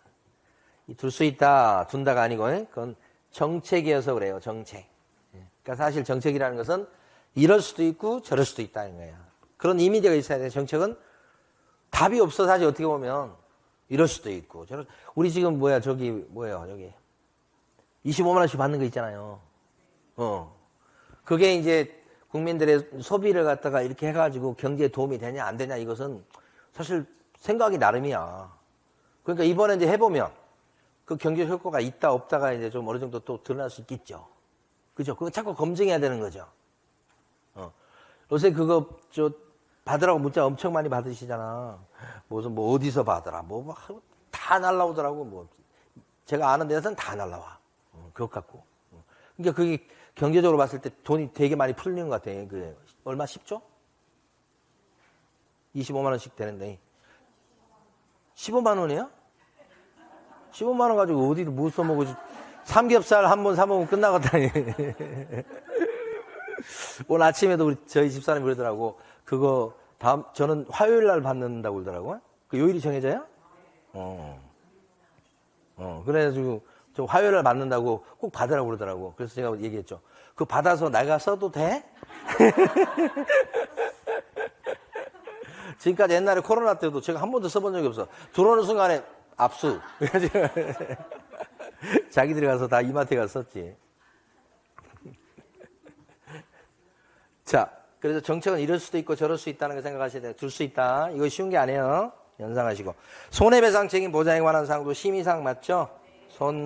손줘봅시오. 이렇게.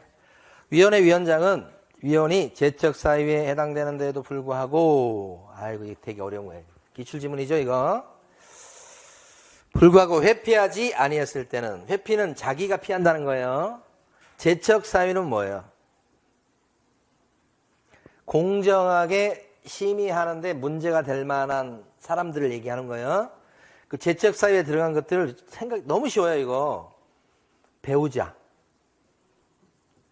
배우자였던 자. 배우자였던 자도 공정하기 힘들다고 그랬죠? 잘못하면 왼수가 될 수도 있잖아. 아니면 또 좋은 관계 유지될 수도 있고. 그러니까 배우자 또는 배우자였던 자 이렇게 되잖아요. 친족이었던 자 이렇게 되잖아요. 이거 공정성에 문제가 생길 수 있잖아. 그 다음에 관련해가지고 무슨 자문을 해줬다든지 평가, 감정평가, 감정을 했다든지 이런 사람들 있죠. 이런 사람도 공정성에 문제가 있을 수 있죠. 이런 사람도 빠지고. 그 다음에 대리인으로 대신 일해줬던 사람도 빠져야 돼. 대리인 있죠. 그렇게 일했던 사람도 빠져야 되겠다. 이게 제척사유예요. 그럼 법에 따라서 거기에 들어가면 자동으로 빠지는 거고요. 자, 그런데 그런 사유에 들어가는데 재척사유에 들어가는데 그 당사자가 그 사유에 들어가면 우리 남편 그 교수인데 남편이 올린 안건이에요. 저는 거기에서 빠져야 돼요. 라고 회피를 해야 된단 말이야. 재척사유인데도 그러면 일단 기본적으로 자기가 회피해야 되는데 회피 안 하고 있죠? 그러면 잘라버려. 누가? 그렇지, 국장이. 위원장은 누구야? 1차관이야, 1차관. 여기 위원장이란 말은 1차관, 국토부 1차관을 의미하잖아요. 1차관이 자르는 게 아니고 국장. 왜 그러겠어요, 여러분? 위원 임명을 누가 해? 국장이. 만고의 진리는 임명한 사람이 해임도 하는 거예요. 어? 대통령이 임명했는데 국무총리가 해임하고 그런 건 없어. 대통령이 임명을 했는데 밑에 있는 법무부 장관이 해임하고 그런 건 없어. 임명권자가 해임하는 거란 말이에요. 응? 그게 만고의 진리인 거예요. 그래서 많이 다퉈졌던 것 중에 하나가 뭐냐면 KBS 사장이 있잖아요. 누가 임명을 해? 잘 모르시죠? 대통령이 임명해요. 법에서 대통령이 임명한다고 돼 있어. 그럼 KBS 사장을 자른 사람은 누구예요? 이라는 조문이 없어요. 그런데 조문이 없지만 임명권자가 대통령이니까 해임 권한도 갖는다고 판사들은 해석을 해요. 올바른 해석이죠. 마찬가지요. 위원 임명을 누가 해요? 국장이 하잖아. 1차관이 하는 게 아니고. 그래서 해임도 누가 해야 돼? 국장이 해야 되는 거지. 그래서 그거 물어보는 거예요. 사실. 근데 어려워. 진짜 다시 나오다 어려워요. 자, 위원회에서 심의한 중개보수 변경에 관한 사항 또 나왔네.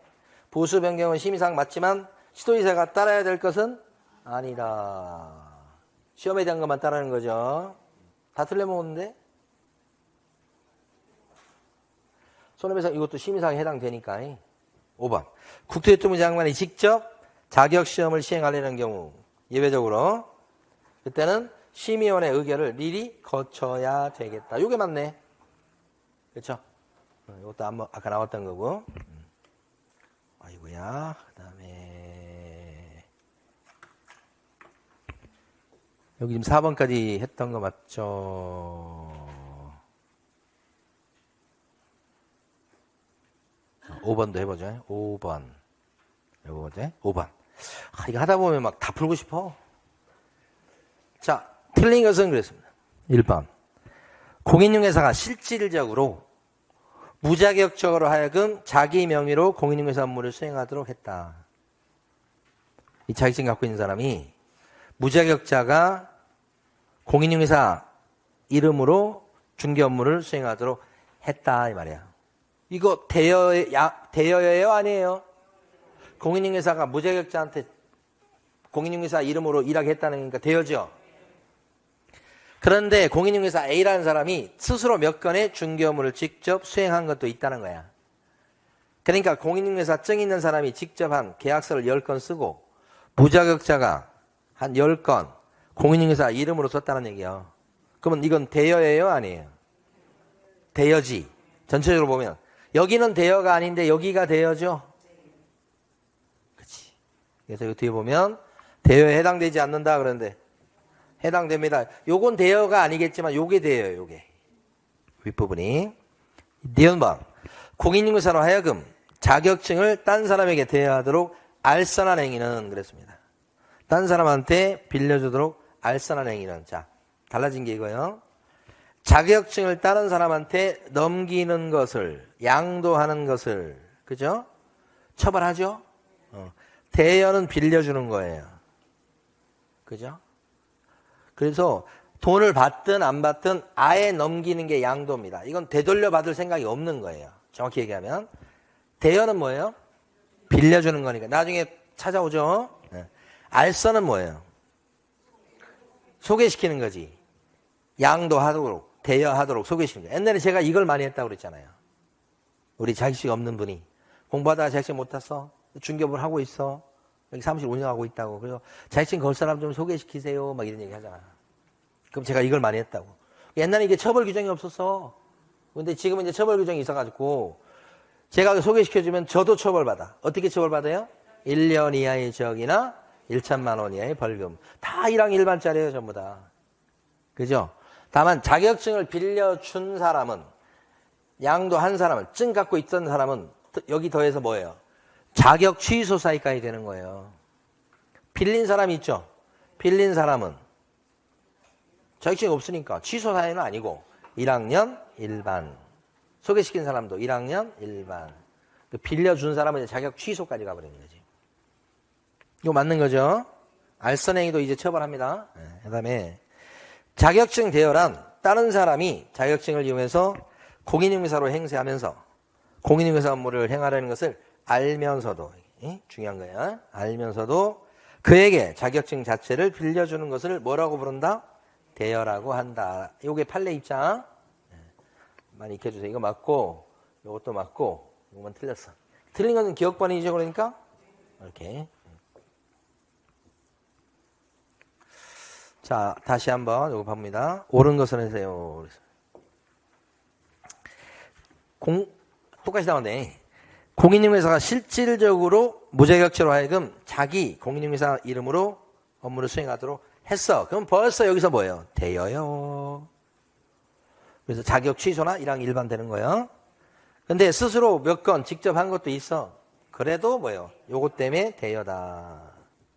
그 다음에 무자격자가 공인중개사 업무를 수행했는지 여부는, 무자격자가 공인중개사 업무를 수행했는지 여부를 판단할 때는 실질적으로 무자격자가 공인중개사 명의를 사용하여 업무를 수행했는지 여부에 상관없이, 여기서부터 틀기 시작하네. 딱 바꿔서 외관상 공인중개사가 직접 업무를 수행하는 형식을 취했는지에 따라서 판단해야 되겠다. 대여다 아니다를 판단할 때는, 대여입니다 아닙니다 판단할 때는 형식이나 외관에 따라서 판단해야 되겠습니까? 아니면 실질적으로 판단해야 되겠습니까? 느낌이 이거죠. 형식이나 외관에 따라서 대여다 아니다를 판단할 게 아니고 실질적으로 판단해야 된다. 이게 왜 이런 판례가 나오냐면, 남의 자격증을 빌려서 하는 사람이에요. 빌려서 하는 사람은 무자격자예요. 그 사람 계약서 다 쓰고 도장 찍을 때만 자격증 빌려준 사람 도장을 콱 찍은 거야. 자기 손으로. 그래 놓으면 손을 떼는 순간에 계약서에 자격증 갖고 있는 사람, 빌려준 사람 도장이 꽉, 이름 써져 있고 도장이 꽉 찍혀 있으니까 그 사람이 한 것처럼 보이잖아. 그게 형식이나 외관이야. 근데 사실은 손 띄기 전에는 그 손은 누구 손이야 지금? 무자격자 손이잖아. 그게 형식이라. 실질이라고.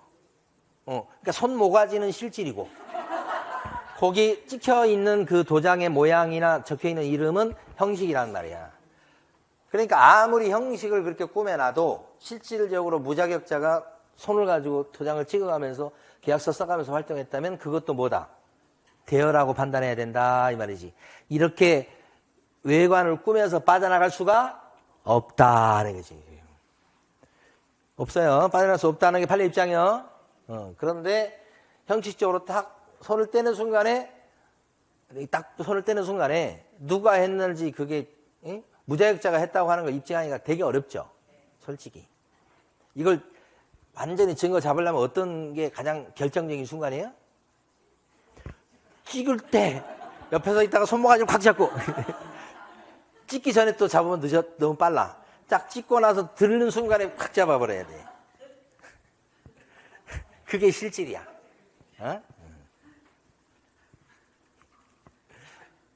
그래서 그렇단 말이야. 그래서 이거부터 실질적으로 무자격자가 공인중개사 명의를 사용하여 업무를 수행했는지 여부에 따라서 판단해야 될 것이고, 반대로 외관상 공인중개사 직접 업무를 수행하는 형식을 취했는지에 따라서 판단하면 안 된다 이 말이지. 디귿번, 공인중개사가 자신의 이름을 명의로 중개사무소에 무자격자로 하여금 자금을 투자하고 돈만 넣은 거예요. 이익을 분배받도록 했어. 그것만 갖고는 대여에 해당한다고 볼 수가 없다. 그죠? 그래서 투자하게 만들어서 투자를 분배했다고 해도 실제 계약서 작성 같은 업무를 안 했다고 치면 대여라고 볼 수가 없다 이 말이고. 리얼번, 공인중개사가 타인에게 자기 성명을 사용하여 중개업무를 하게 했을 때 요게 바로 뭐예요? 타인의 자기의 성명을 사용하여 중개업무를 하게 했다. 이게 뭐예요? 이게 대여예요. 그러면 자격 취소시켜야 되는 사유에 해당이 된다. 이거지. 그러니까 여기서 옳은 것은 다 틀렸는데 몇 번이에요? 답이 1번이겠네요? 오케이. 등록제도. 자, 5분만 더 하고 쉬겠습니다. 1시까지 수업을 하고 식사하시고 저쪽으로 넘어가는 걸로. 예. 옳은 거 1번. 개설 등록하기 위해서는 제1종 근린생활시설일 때 1종 근생 자리에다가 이게 건축물의 용도죠. 거기다가 중개사무실을 낼 수 있을까요? 없을까요? 1종 근생 자리에 낼 수 있는데 바닥 면적이 어떻게 돼? 30 미만이어야 중개사무실을 오픈할 수 있죠. 네, 그래서 요건 이제 공법에서 배운 내용을 갖다가 물어본 거예요. 그다음에 2번. 공인중개사가 개설 등록 신청하려고 했을 때 등록할 때 무슨 교육을 받아야 되겠다? 실무 교육을 받는 것입니다. 어디 사무실 갔더니 연수교육 받으라고 통지서 날라왔더라고. 8월 25일인가 받으라고 나왔더라고요. 벌써 또 2년 또 지나간 거죠? 곧 죽겠어요. 2년이 왜 이렇게 금방 가는지. 엊그제 연수교육 받은 것 같은데 또 나왔잖아, 또. 건축법상 가설 건축물 대장에 기재되는 건물에다가 개설 등록할 수 있다, 없다? 가건물에다가. 없지. 가설 건축물은 컨테이너 박스야. 컨테이너 박스 갖다 놓고 막 등록하겠다고 야단이겠네. 이거 등록 못해, 이거. 안 받아준다고. 4번. 개설 등록하고자 하는 자가 사용대차한 건물, 사용대차가 공짜로 빌려 쓰는 거죠. 등록하고자 하는 자는 오픈할 사람인데 남의 건물을 공짜로 빌려 쓴단 말이에요. 그랬을 때는 등록할 수 있다, 없다? 있다죠, 오히려. 그래서 시험에서 3번, 4번 잘 나와요. 등록 기준은 쉬운데 시험 문제는 거의 매년 한 문제씩이에요. 5번. 준공검사, 준공인가, 사용승인, 사용검사 등을 받은 건물로서 건축물 대장에 기재되기 전에 건물을 확보했을 때는 개설 등록할 수가 있다, 없다? 되기 전에 건물을 확보했을 때, 그치? 이럴지라도 준공이 떨어졌을 때는 예외적으로 등록할 수가 있다. 그러면은 답이 1번이다. 그죠?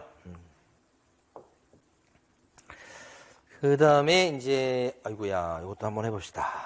쉬워요. 옳은 것은 상법상 한 명 회사가 5개 회사 중에 들어가죠. 합자 들어가는 거. 개설 등록하려면 유한책임사원 전원이 실무교육을 받아야 되겠다. 실무교육 받아야 되는 거 맞죠? 오픈할 때. 근데 합자 들어가는 회사는 유한책임사원이 아니고 무한책임사원이에요. 한 번도 이렇게 나온 적이 없어요. 무한책임사원이야. 그게 전원이 실무교육을 받을 거. 조문이 그렇게 되어 있어요. 가로 열고 요 사원은 무한책임사원을 말한다. 유한책임사원 아니요. 여기 빠지고. 자, 합자회사 또 나왔습니다. 합자 들어가는 회사 2가지밖에 없죠.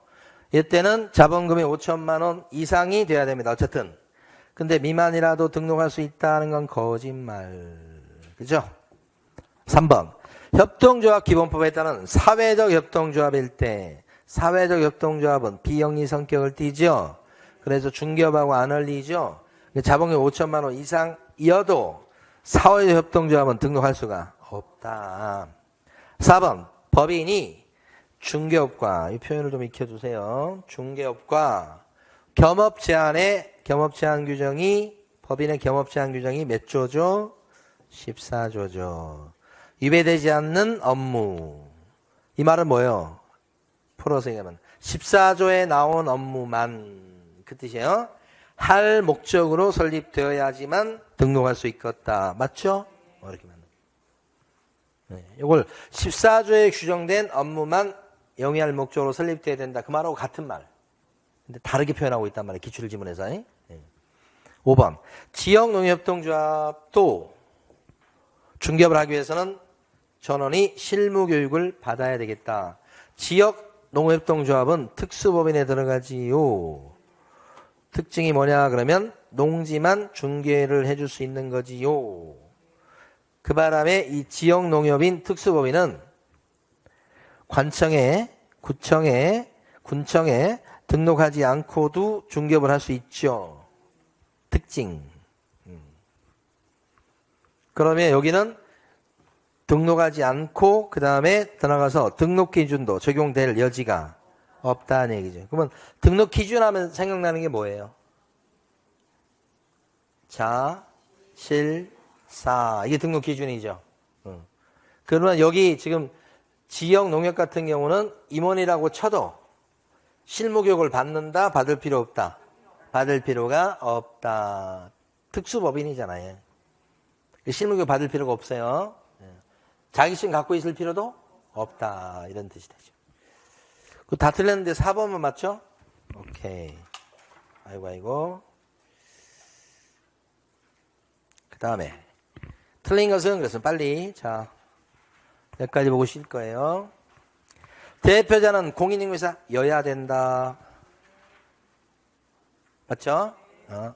대표자를 제외한 임원 또는 사원의 3분의 1 이상은 공인중개사여야 되겠다. 자, 법인의 등록 기준 한번 다시 암기해봐요.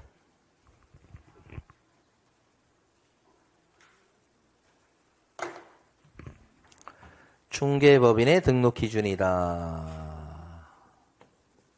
어떤 게 있을까요? 그러면 자, 실사 5접시 회를 줘라. 그러니까 14만 원 내놔라. 이렇게 한다고 그랬죠. 자실사 5회조 14만 이렇게 되죠. 자격증이 있어야 되죠. 자격증. 근데 자격증은 다 있을 게 아니고 대표자가 있으면 되겠죠. 대표자를 제외한 임원사원 중에서 어느 정도나 증이 있으면 돼요? 3분의 1 이상. 제외하고 3분의 1 이상입니다. 다 자격증 갖고 있을 필요는 없죠. 그 다음에 실무교육을 받으셔야 되겠다. 실무교육. 예? 그래서 실무교육을 받아야 되는데 실무교육은 임원사원 전원이 받는다. 그러면 공인중개사가 아닌 사람도 실무교육을 받아야 됩니까? 그렇죠? 그 다음에 여기서 얘기하는 요 사원은 그러니까 한명회사나 합자회사 얘기하는 겁니다.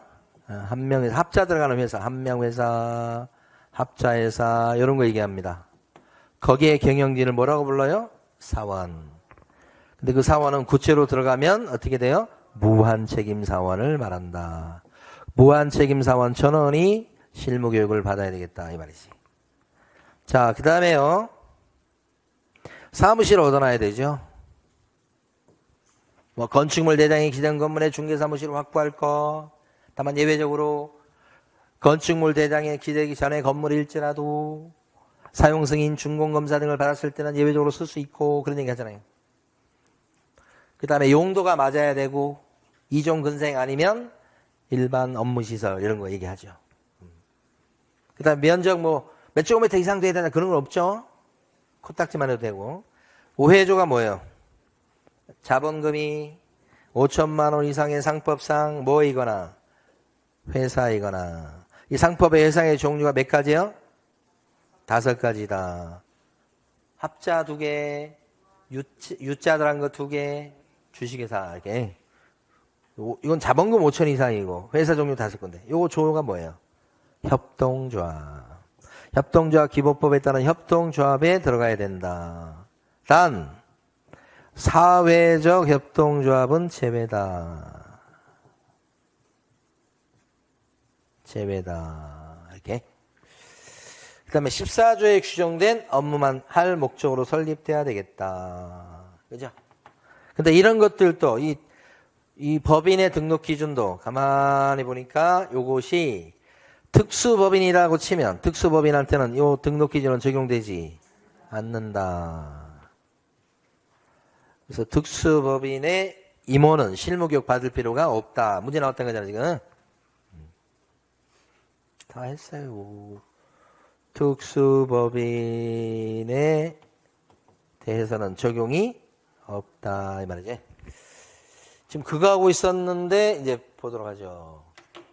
대표자는 자격증이 있어야 되겠다. 오케이. 대표자를 제외한, 뺀 임원 또는 사원, 어느 정도? 3분의 1 이상은 공인중개사여야 되겠다. 근데, 한 명 회사나 합자 들어간 회사는 요 사원 얘기합니다. 네. 그래서 무슨 사원을 얘기해요? 무한책임 사원을 얘기한다. 협동조합 기본법에 따른 협동조합일 때 자본금은 2억 원 이상 해야 되겠다. 거짓말인데 이거. 5천만 원 이상이면 오케이. 4번 대표자, 임원, 사원 1,000원이 실무교육을 받으셔야 되겠다. 이 사원은 합자 들어가는 회사고 구체적으로는 무슨 사원이다? 무한책임 사원을 얘기한다. 이렇게 되어 있으니까 반대말로 유한책임 사원을 말한다 그러면 땡이야. 그 다음에 중개업 및 상업용 건축물의 관리 대행업을 하고 있더라. 요 상업용 건축물에 대한 관리 대행은 14조 업무에 들어갑니까? 네. 그럼 패스 등록이 되겠네요. 이렇게 영위할 목적 설립된 법인은 등록할 수가 있다. 틀린 것은 몇 번인가? 3번이다. 그죠? 쉬겠습니다.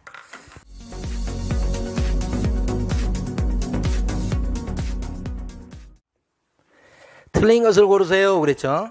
1번.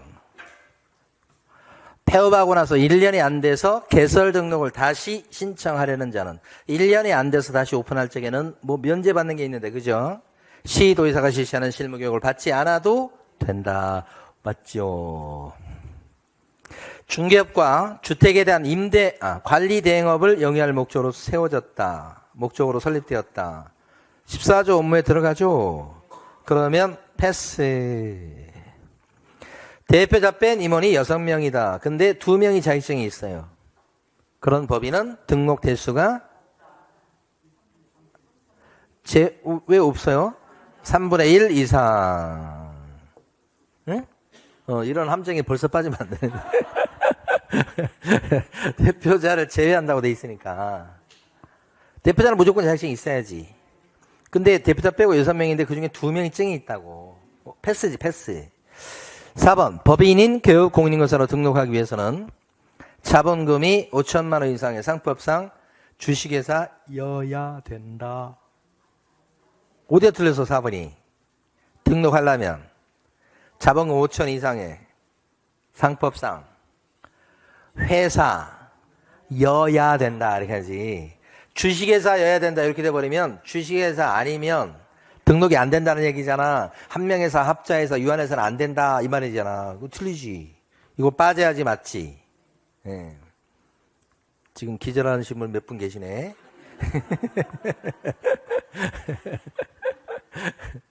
등록하기 위해서는 이렇게 하는 거지. 상법상 회사여야 된다 이렇게 되지.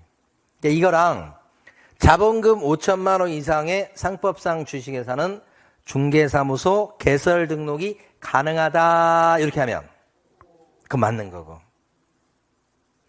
상법상 주식회사인데 5천만 원 이상이야 자본금이. 그러면 패스죠?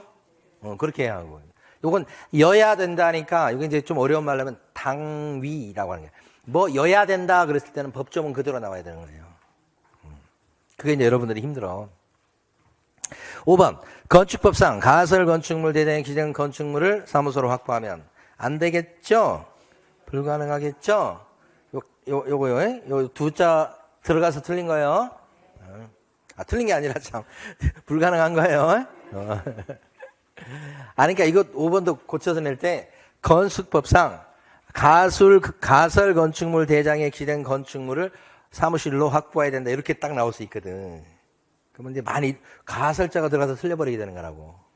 그냥 건축물 대장에 이렇게 나와야지. 가설자 들어가면 안 되는 거고. 오케이. 여기서 틀린 건 아까 4번이었죠? 오케이. 6번. 틀린 것을 모두 고르세요. 그랬습니다. 사무소의 면적은 30제곱미터 이상이어야 되겠다.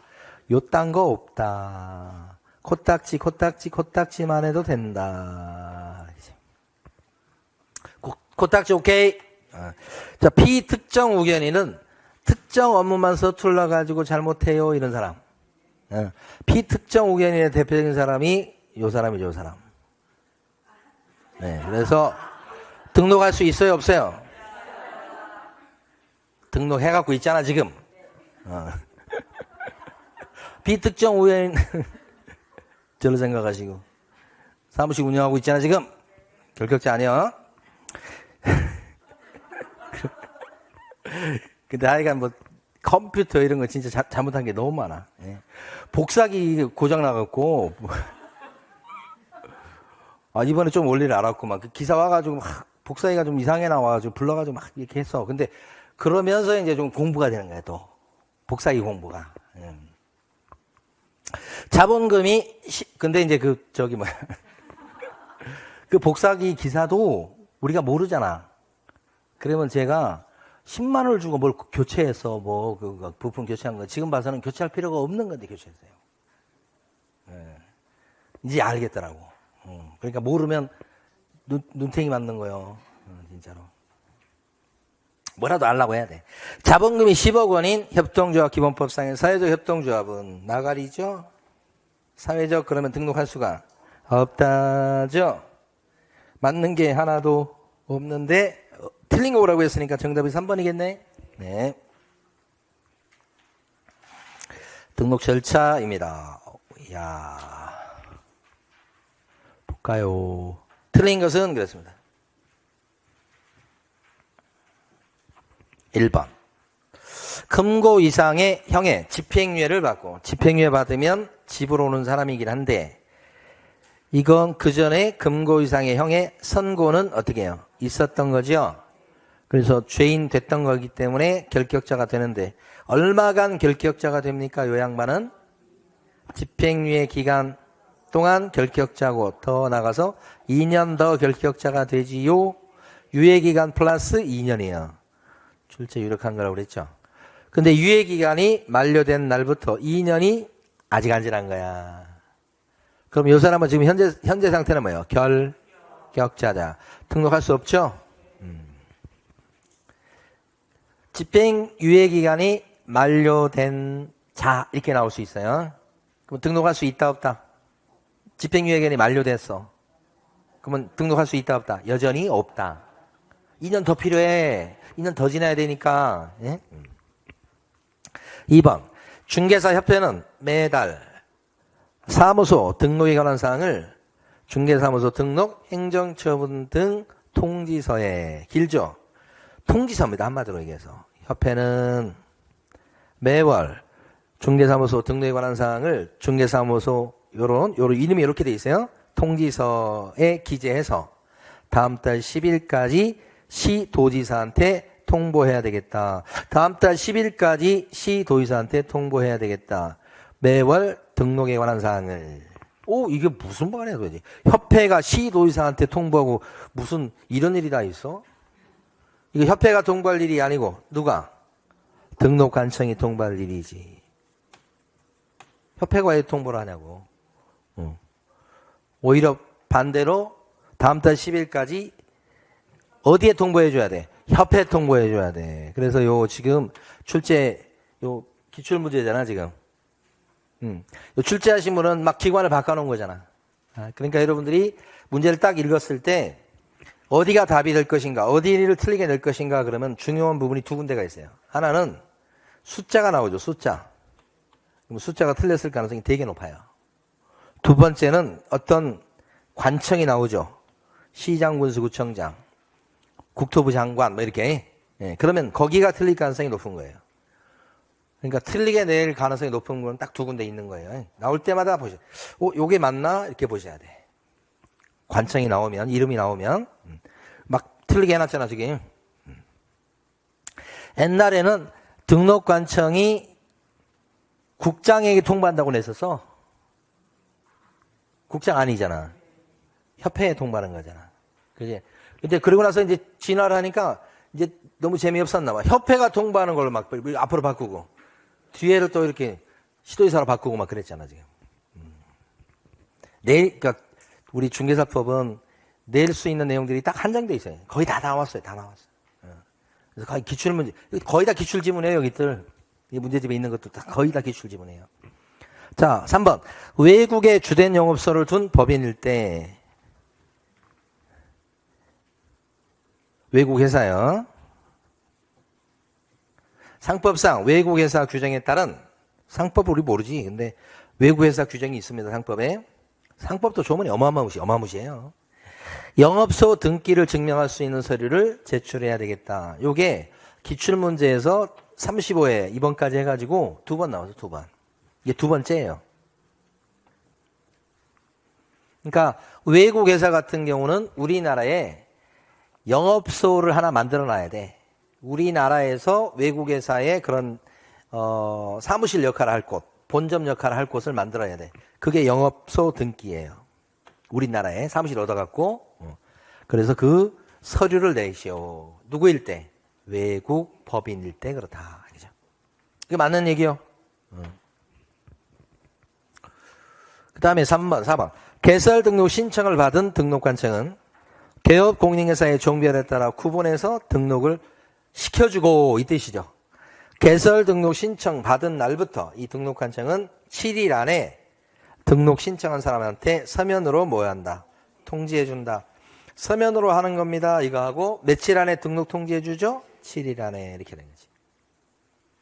맞는 거죠, 이것도? 다 기출지문이에요. 5번. 공인중개사인 개업공인중개사가 법인인 개업공인중개사로 업무를 하고자 개설 등록 신청서를 다시 제출할 때는 이건 알아두셔야 돼.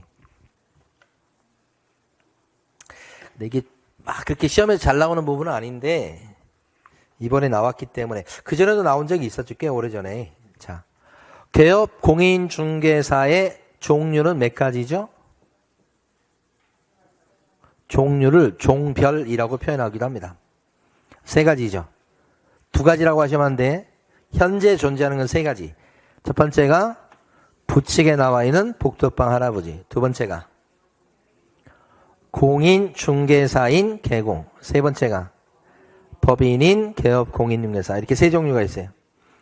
이것을 변경할 수 있다고. 자, 복덕방 할아버지였다가 개인중개업소 하겠다고 할 수도 있고, 개인중개업소 하겠다고 하다가 법인을 차릴 수도 있고, 복덕방 할아버지 하다가 이렇게 할 수도 있고, 법인 하다가 아이고 귀찮다 그냥 개인으로 할 수도 있죠. 근데 공인중개사인 개공이 복덕방 할아버지 될 수 있나요? 이건 불가능. 막 자격증을 뿍뿍 찢어버리더니 나는 복덕방 할아버지가 좋아요. 이게 될 수가 없어. 이거 해오던 분 계속 하는 것만 인정하는 거예요. 법인인데 복덕방 할아버지로 변신할 수 있나요? 없어. 그래서 변신의 경우는 이렇게 4가지밖에 없어요. 이걸 종별의 변경이라고 그래요. 그러면 종별을 바꿀 때 처음에 등록을 받아줄 때 종류를 구분해서 등록을 받아줘. 등록 카드가, 등록하는 장소가 다르다고 보시면 돼. 3종류예요. 그러면 종별을 바꾼다 하면 등록할 방이 틀려진다고 생각하셔야 돼. 그래서 종별을 바꿀 때는 원칙적으로 새로 등록하는 거예요. 요 사람은 이렇게 바꾼다. 여기 와서 등록 신청을 새로 하고 이렇게 해야 돼. 그래서 등록 신청서를 갖다가 다시 제출한다는 거예요. 그럴 때 종전의 등록증을 반납을 해. 요 등록증을 반납하고 새로 받는데 이 반납의 의미가 뭐냐면 폐업의 의미예요. 그러니까 원래는 이거 폐업하고 요거 새로 등록하고 폐업하고 새로 등록하고 이거예요. 근데 폐업 신고는 요때 안 해요. 폐업 신고의 의미로 증을 반납하고 다시 등록 신청을 하는 거예요. 그게 하는 게 대부분이에요. 자, 그런데 시험은 여기까지 물어본 거예요. 예외적으로 등록증을 갖다가 고치면 되는 경우가 있어요. 등록증에 보면 종별 표시가 나와. 제일 상단 부분에. 그걸 고치면 되는 경우가 있다. 딱 한 가지 경우만 그렇다. 이게 뭐냐면 부칙에 나와 있던 개공이 자격증을 따서 공인중개사인 개공으로 변신을 하면서 이거죠 지금. 색깔 다르게 해볼게요. 아니야, 이거. 요거야, 요거. 요렇게 변신한다고. 이 변신은 유일하게 사람이 사람으로 변신하는 거예요. 나머지는 가만보세요. 사람이 법인으로. 사람이 법인으로. 법인이 사람으로예요. 그러니까 이 변신이 가장 조그마한 변신이야. 거기에다가 더해서 동일한 등록 동일, 같은 동일한 등록관청 관할구역 내에서 계속할 때는 등록관청도 안 바뀌잖아. 그래서 살짝 고치면 되는 거야. 이 경우만. 그러니까 여기 지금 동안구에 있던 부칙계공이 자격증을 따서 공인중개사인 계공으로 바꾸는데 동안구에서 계속 한단 말이야.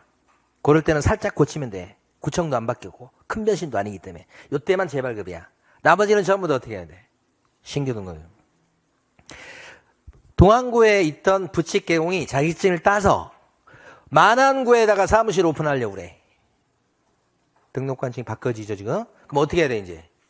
신규 등록해야 된다고. 대부분 신규 등록이야. 이거 빼고는. 이거 빼고는. 예. 그래서 이거 여기까지만 한 2번 출제한 거예요. 옛날에는 출제가 좀 됐었어요. 한 20년 전에, 15년 전에. 지금은 출제 안 돼. 다시 봐봐요. 공인중개사인 계공이 법인인 계공으로 업무를 하고자 합니다. 그럼 뭐예요? 사람이 법인으로 바뀌는 거네. 큰 변신이네. 볼 것도 없이 뭐예요? 신규 등록이야. 그래서 개설 등록 신청서를 다시 제출한다. 이게 신규 등록이에요. 그때 종전의 등록증은 어떻게 해야 돼? 반납해. 이게 무슨 의미라고 그랬어요? 폐업의 의미다. 오케이. 맞는 얘기죠, 이거는. 그래서 지문을 조금 길게 해가지고 출제한 겁니다. 그리고 그 전에 이건 그 출제 예상 문제였잖아요. 여러 번 나왔던 걸 이제 바꾼 거잖아요, 이거. 띄엄띄엄, 그러니까 2번 정도 나왔던 건데, 뭐 이거 틀리기 내기 어려운 거예요, 이것도. 나왔고. 요건 기본으로 나오는 거고. 요것도 잘 안 나오는 건데 낸 거고. 그러니까 원칙은 신규 등록이라는 거죠. 이 문제를 암기를 하고 그러셔야 돼. 그러면 요거 지문 중에서 또 나와. 우리 중개사법만큼 이렇게 공부하기 쉬운 과목이 없어. 연결되는 게 잘 없어.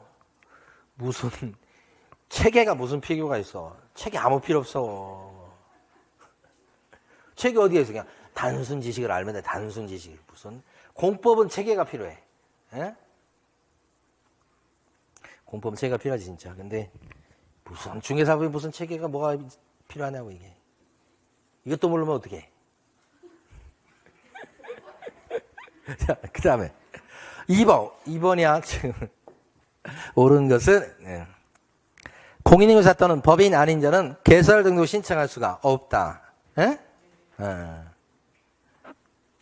잘 나오는 거야. 공인중개사, 법인 이렇게 묶어야 돼. 아닌 자는 등록할 수가 맞는 얘기야. 그러면 이걸 뒤집으면 공인중개사하고 법인만 등록 신청할 수가 있다는 뜻이요. 근데 핵심은 뭐냐면 소공은 어떻게 되느냐. 소공은 등록 신청할 수 있는 공인중개사에서 소공은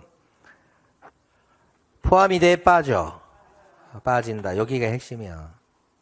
그래서 이걸 풀어보면 소공은 등록 신청할 수 있다 없다? 없다는 뜻이 되는 거예요.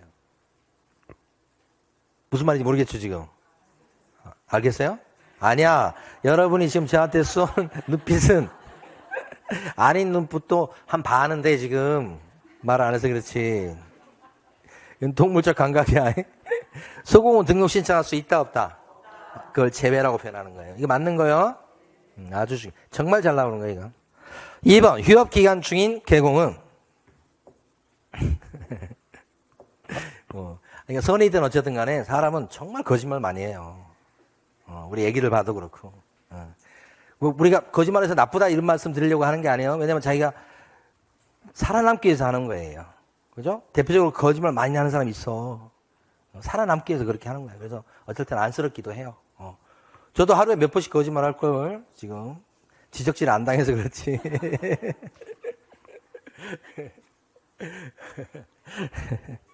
자, 휴업기간 중인 계공은 그 기간 중에 폐업을 할 수 있겠죠?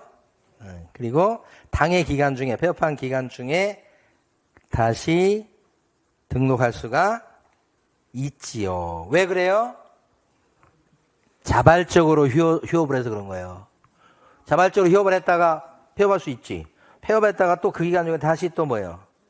또 등록할 수 있고 그런 거지. 근데 업무 정지 중인 개공은 어떻게? 다르지. 폐업할 수는 있으나 받은 영업정지 기간 중에는 재등록이 될 수가 없다. 그거하고 이제 혼동하면 안 된다는 뜻이야. 이것도 옛날 기출지문이에요, 이것도. 3번. 개설 등록 신청을 받은 등록관청은 신청 받은 때부터 7일 안에 조심해야 되겠네. 등록에 통지를 하는 거죠. 등록증을 교부하는 게 아니고 이건 등록에 통지를 한다. 이렇게 바꾸시는 게 나아. 서면으로 해야 되겠죠? 등록은 적법 요건이 아닌 효력 요건이므로 이런 말이 어려워. 처음에 제가 이제 중개사 강의를 처음 시작했는데 이게 무슨 말인가 한참 해석했어요. 등록은 적법 요건이 아닌 효력 요건이므로 무등록 중개업자의 중개행위로 인한 부동산 거래 계약은 무효가 된다. 예. 이게 많이 생략된 겁니다. 이게 등록은 거래 행위를 적법하게 만드는 요건이 아니라 거래 중개활동을 적법하게 만드는 요건이 아니라 등록이라고 하는 것은 적법 요건이 아니라 계약을 유효로 만드는 요건이므로 이런 뜻이라고. 근데 반대. 등록이라는 것은 계약을 유효로 만들기 위해서 등록하라는 게 아니고 떳떳하게 정당하게 중개업을 하기 위해서 하라고 하는 게 등록인 거야. 그러니까 등록이라고 하는 것은 중개업을 처벌받지 않고 떳떳하게 하기 위해서 갖춰야 될 요건인 거야. 그걸 적법 요건이라고 그러는 거야.